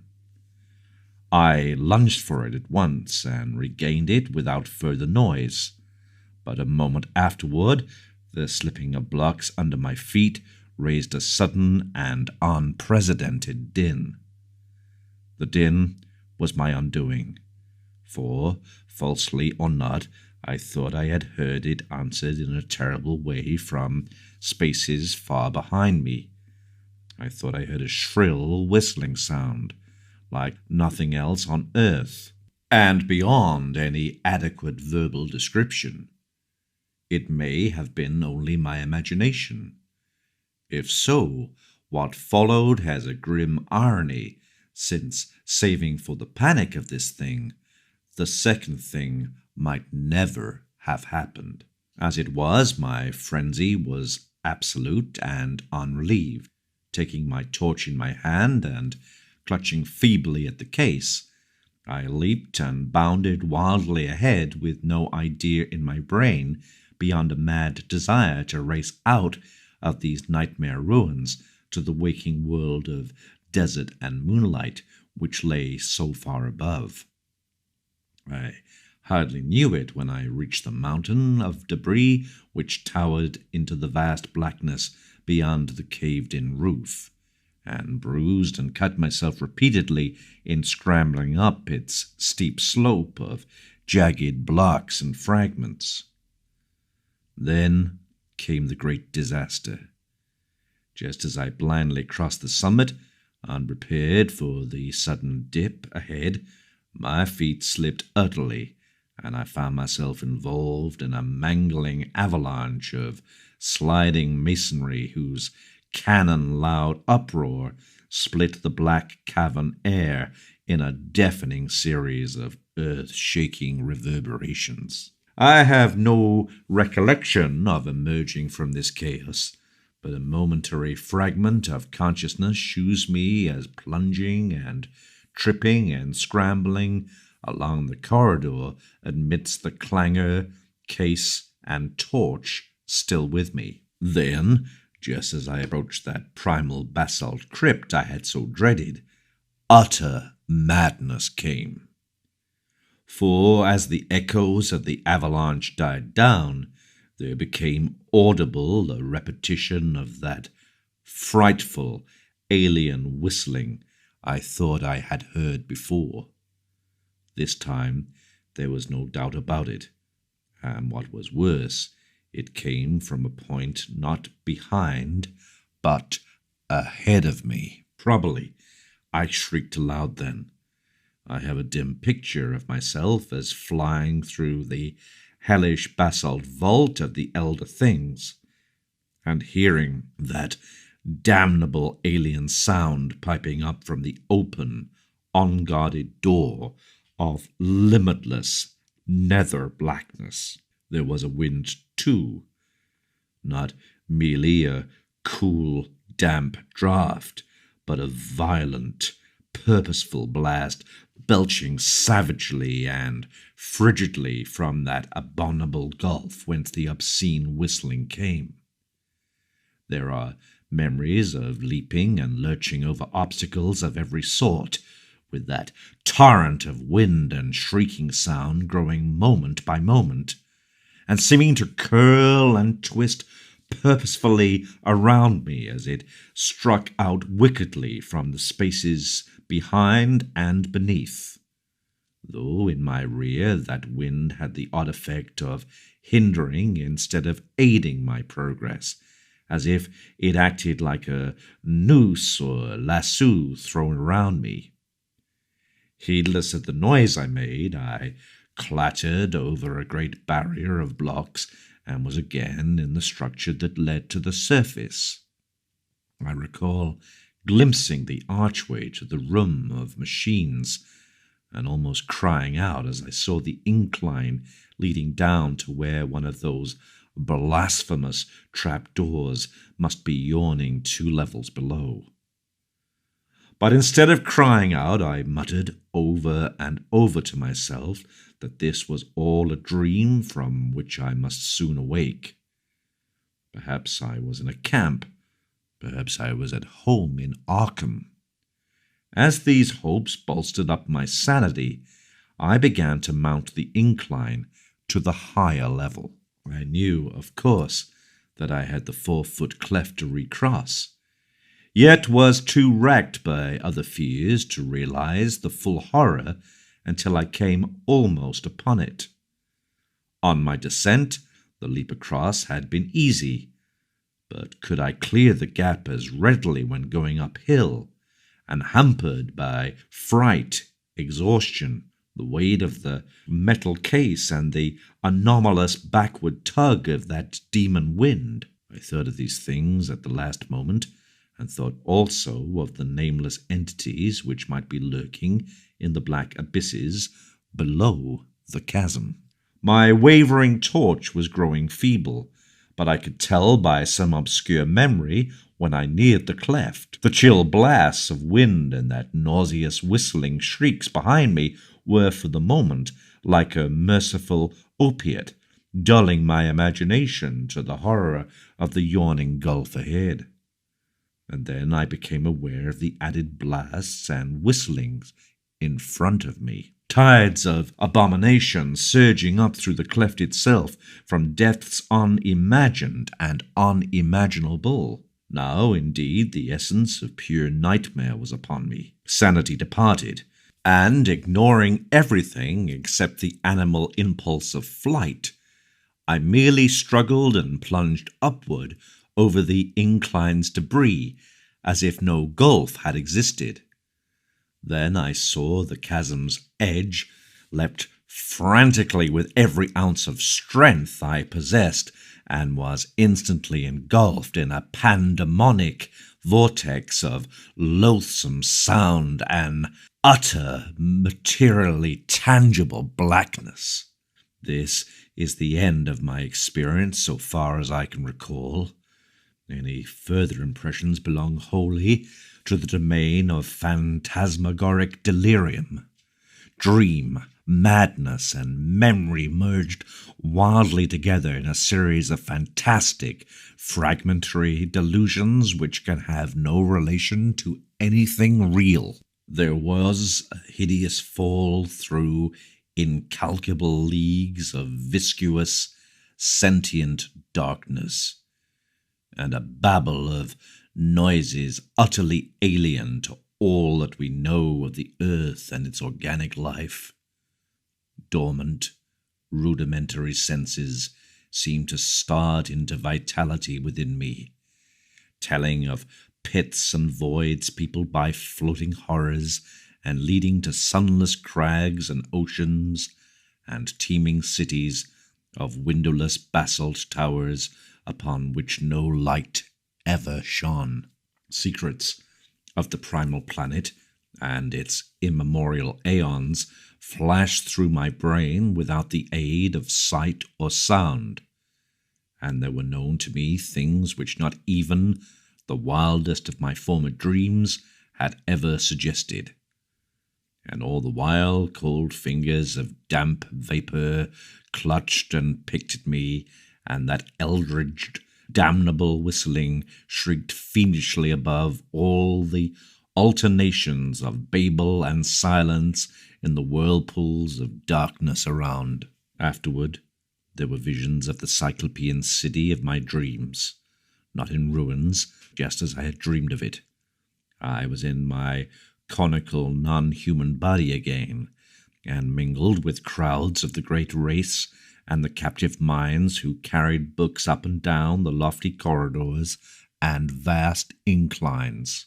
Then, superimposed upon these pictures, were frightful, momentary flashes of a non-visual consciousness, involving desperate struggles, a writhing free from clutching tentacles of whistling wind, an insane, bat-like flight through a half-solid air, feverish burrowing through the cyclone-whipped dark, and a wild stumbling and scrambling over fallen masonry. Once there was a curious, intrusive flash of half-sight, a faint, diffuse suspicion of bluish radiance far overhead. Then there came a dream of wind-pursued climbing and crawling, of wriggling into a blaze of sardonic moonlight through a jungle of debris which slid and collapsed after me amidst a morbid hurricane. It was the evil, monotonous beating of that maddening moonlight which at last told me of the return of what I had once known as the objective, waking world. I was clawing prone through the sands of the Australian desert, and around me shrieked such a tumult of wind as I had never before known on our planet's surface. My clothing was in rags, and my whole body was a mass of bruises and scratches. Full consciousness returned very slowly, and at no time could I tell just where true memory left off and delirious dreams began. There had seemed to be a mound of Titan blocks, an abyss beneath it, a monstrous revelation from the past, and a nightmare horror at the end. But how much of this was real?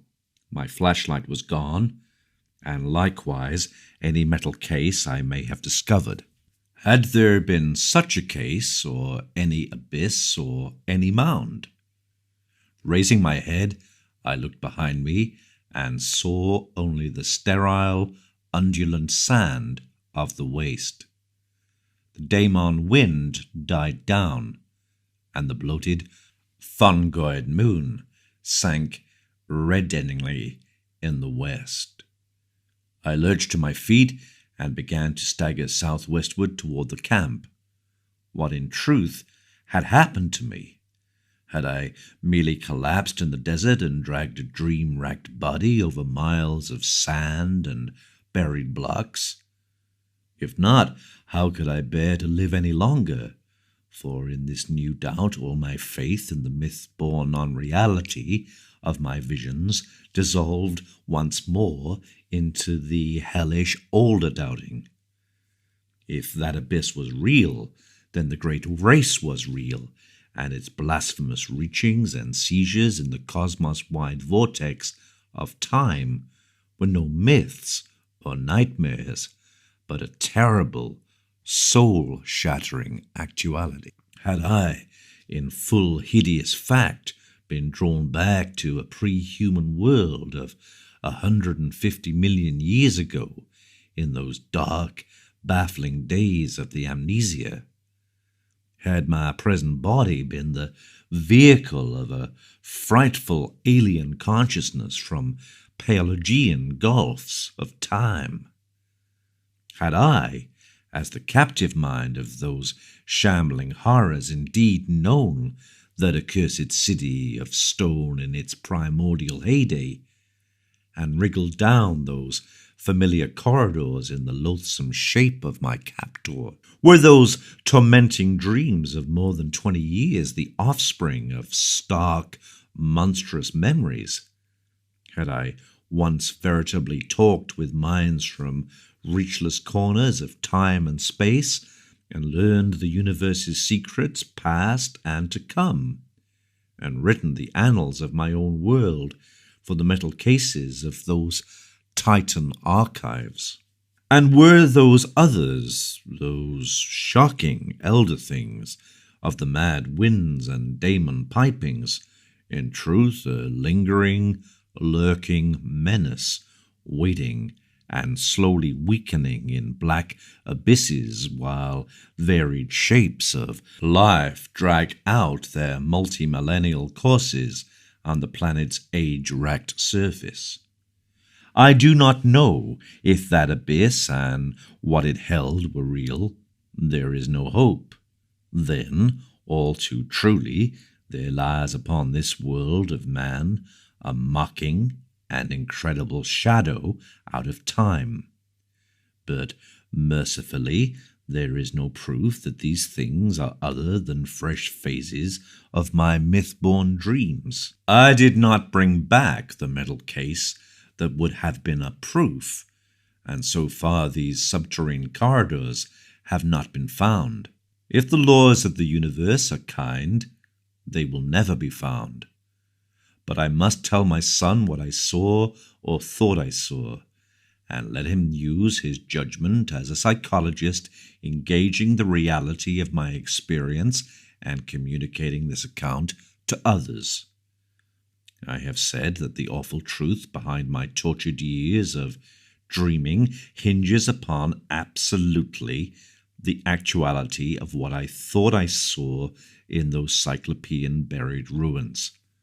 It has been hard for me, literally, to set down the crucial revelation, though no reader can have failed to guess it. Of course, it lay in that book within the metal case, the case which I pried out of its forgotten lair amidst the undisturbed dust of 1,000,000 centuries. No eye had seen, no hand had touched that book since the advent of man to this planet. And yet, when I flashed my torch upon it in that frightful megalithic abyss, I saw that the queerly pigmented letters on the brittle aeon-brown cellulose pages were not indeed any nameless hieroglyphs of Earth's youth. They were, indeed, the letters of our familiar alphabet, spelling out the words of the English language in my own handwriting.